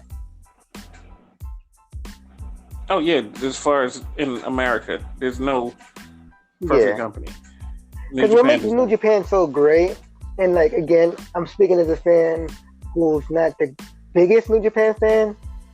They focus more on the action than the bullshit storylines. I like storylines, and there is some storylines in New Japan, but like from what I noticed, like they go from match to match, and within the match they tell the story.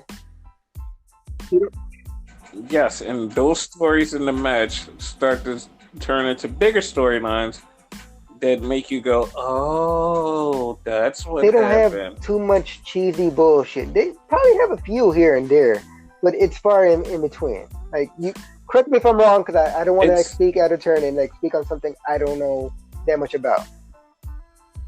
Am I right or wrong?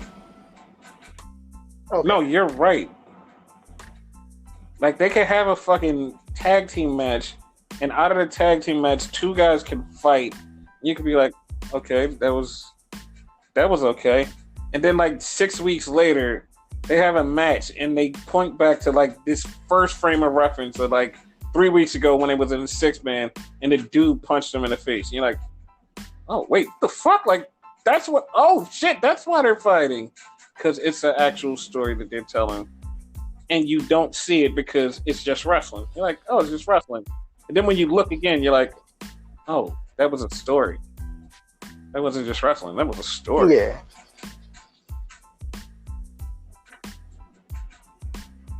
But, like, it's wrestling. But, yeah. Here's the thing. It's wrestling and sports entertainment. What we're getting is sports entertainment.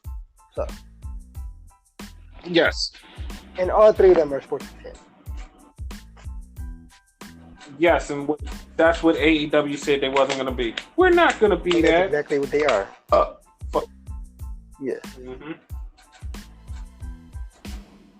Like, what pisses me off about AEW in particular is they claim they're not all these things when they are basically WWE light. You know? Yep. No, we're not that. No, you're that exactly. Exactly. I don't like the fact that they came out saying that they weren't going to be that, but they wound up being that. And then their fans are like, they're not that. And it's like, dude, they're doing everything WWE is doing. They're not. They're totally different. But never mind. I'm not even going to argue with you guys. It's like, if we were the type of show that did like top 10 lists like other shows do, I could fucking like bring up a fucking top 10 of like the top 10 things that AEW has done, that WWE has done. Listen, we will never be a top 10 show. We are not that desperate for content that nobody No, wants that's what us I'm to saying. do. No, So no, we'll never do that. I'm just saying that if we were to do it, you know how easy that would be. Just to do that one.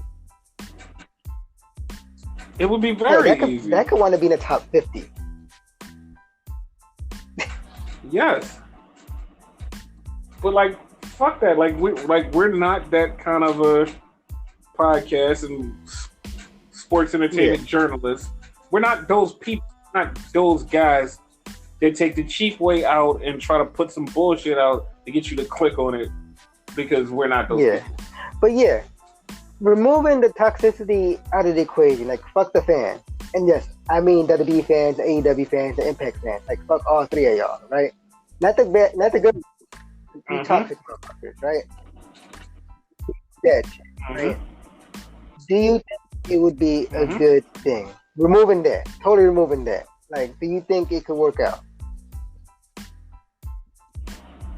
Okay, I would want it to happen. Like, I want it to happen if the fans came back. They said, "Hey, we could get a bunch of fans this day."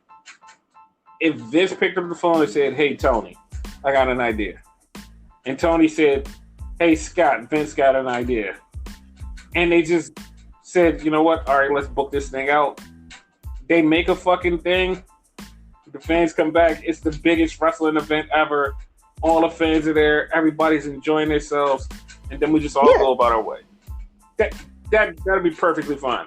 But I know in my heart of heart, it would be the worst thing ever for me. Like, the matches would be good. The matches would be all right. The stories would be great. Worst thing ever for me, because all of the fans will bitch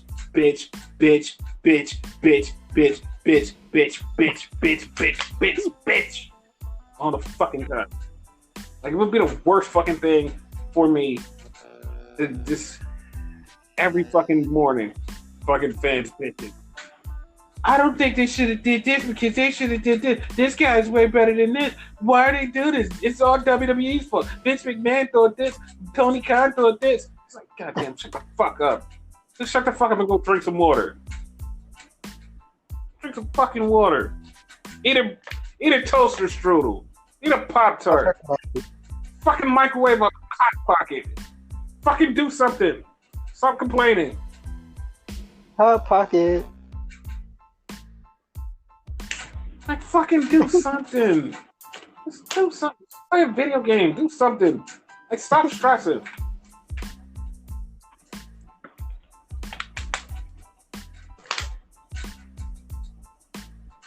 Yeah. It was just a thought. Like, I doubt seriously it would be a thing. No. I mean, like they say in wrestling, never say never. It always can be that one day where shit can fucking happen. And like, some people are like getting nervous now about some shit that happened in TNT, that they're like, oh my God, this could be the death note for AEW. Because the person that put them on TV just got fired. So they're like, oh my God, this could be the death note. Dude, they're getting fucking good ratings. Shut the fuck up. They don't care as long as they're making money. Exactly. Now, if they get shut down, that would fucking shock the shit out of me. But yeah, like, they're not going anywhere, so like, relax. Also, the main difference between them and WCW, because like people probably jump into that conclusion, right? Is that WCW did not have a millionaire, billionaire, whatever the hell Tony Khan is, in their corner.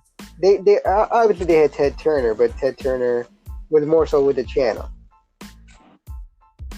than the company. So if they get out of TNT, they'll easily be able to find another fucking company, another channel rather. I don't know where they would go, but they would find something somewhere somehow. My only concern would be, like, if that were to happen, though, the TNT title. Like, you can't have a TNT title when you're not on TNT. But see, you don't say the whole name of it. It's the TNT television title. They just dropped the TNT out of it. Wait, the television title? Yes, it's the TNT I television never title. knew that. What the fuck? I just thought it was the TNT title. No, it's the TNT Because television you said title. that a couple times in the podcast, but I always like took it in like you're being you with your jokes. No, Oh, no, I would actually. No, I just seen a tweet that just came out of nowhere Okay. for no reason. Remember I was saying those people were short? Like, I just seen a random tweet for somebody, and it was like a couple hours ago, and it says, "What's new?" What the fuck you mean, what's new? And it was from Leo Rush. It just was random as shit. And he just Is it said, "What's Cruiserweight?" new?" Exactly. Like, that's what threw me off. Like, what do you mean, what's new? Like, why would you just randomly say that? well, if we see like blue dreadlocks, like we know who's under one of the masks. Yeah. Also, MVP said that he has a multiple year contract with WWE. Okay, Yeah, you're not happy for I that? could care less, but whatever. Come on, man. You gotta care more. Like, you about to make me go like rant on him like I did with Matt Hardy. So like, yeah, no. I had my old person rant of the day, and Jericho. Yes. Yo, Bailey just will not stop apologizing to everybody. Like, now she's getting it Rhea Ripley was like, dude, you're so great on Wednesday, you don't have to do anything. Like, dude, what the fuck? Stop. She's still gonna try to kill you. Wow. Like, Bailey is really trying to save herself. Who you got your money on to win this shit?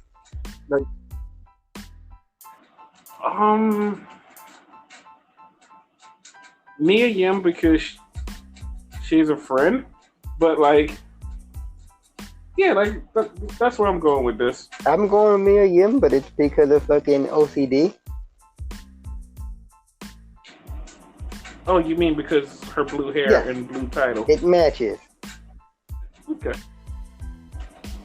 Okay. Because like it literally is like one of those things where this could be one of the greatest things in New Japan. I mean, in WWE. Yeah.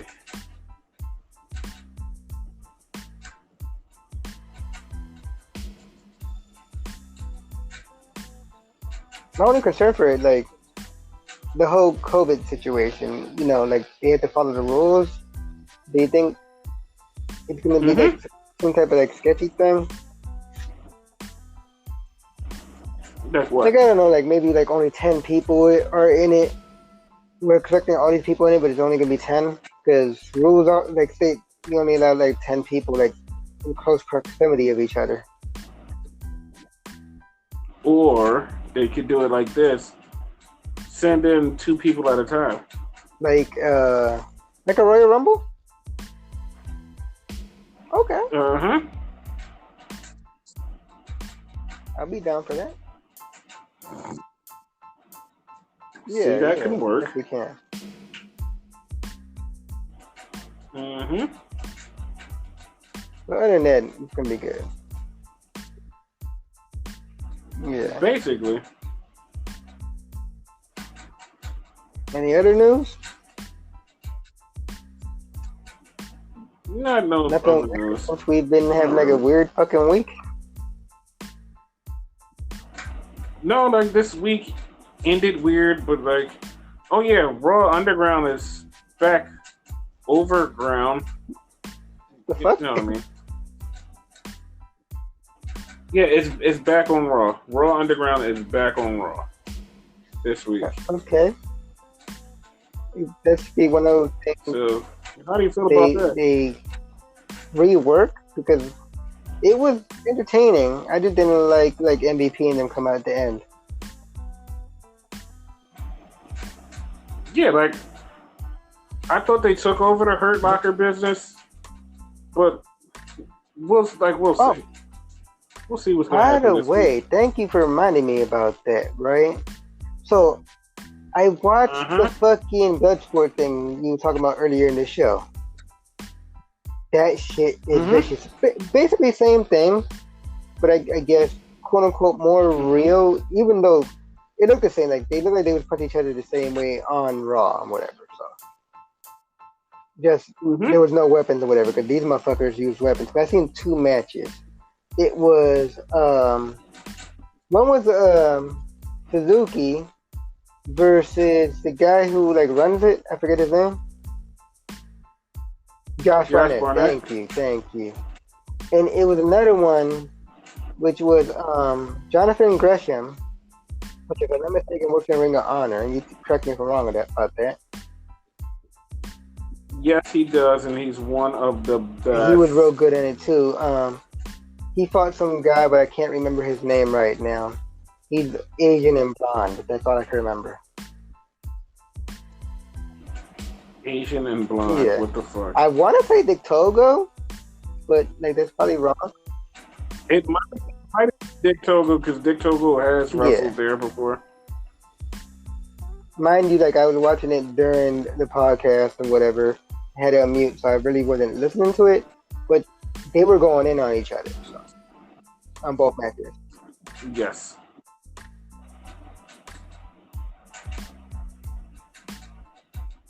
But yeah, like that. Yeah. That makes sense.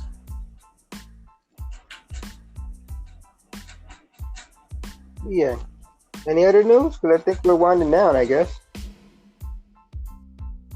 Yeah, no, we're at the end. The end of the end. Okay. So, since we're at the end, like, normally I don't have anything really to say at the end. I let you speak your piece and whatever, right? But, I just have to say, like, click in the fucking link, buy a t-shirt, and just watch wrestling.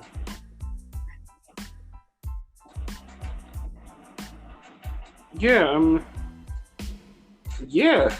And fuck that shit.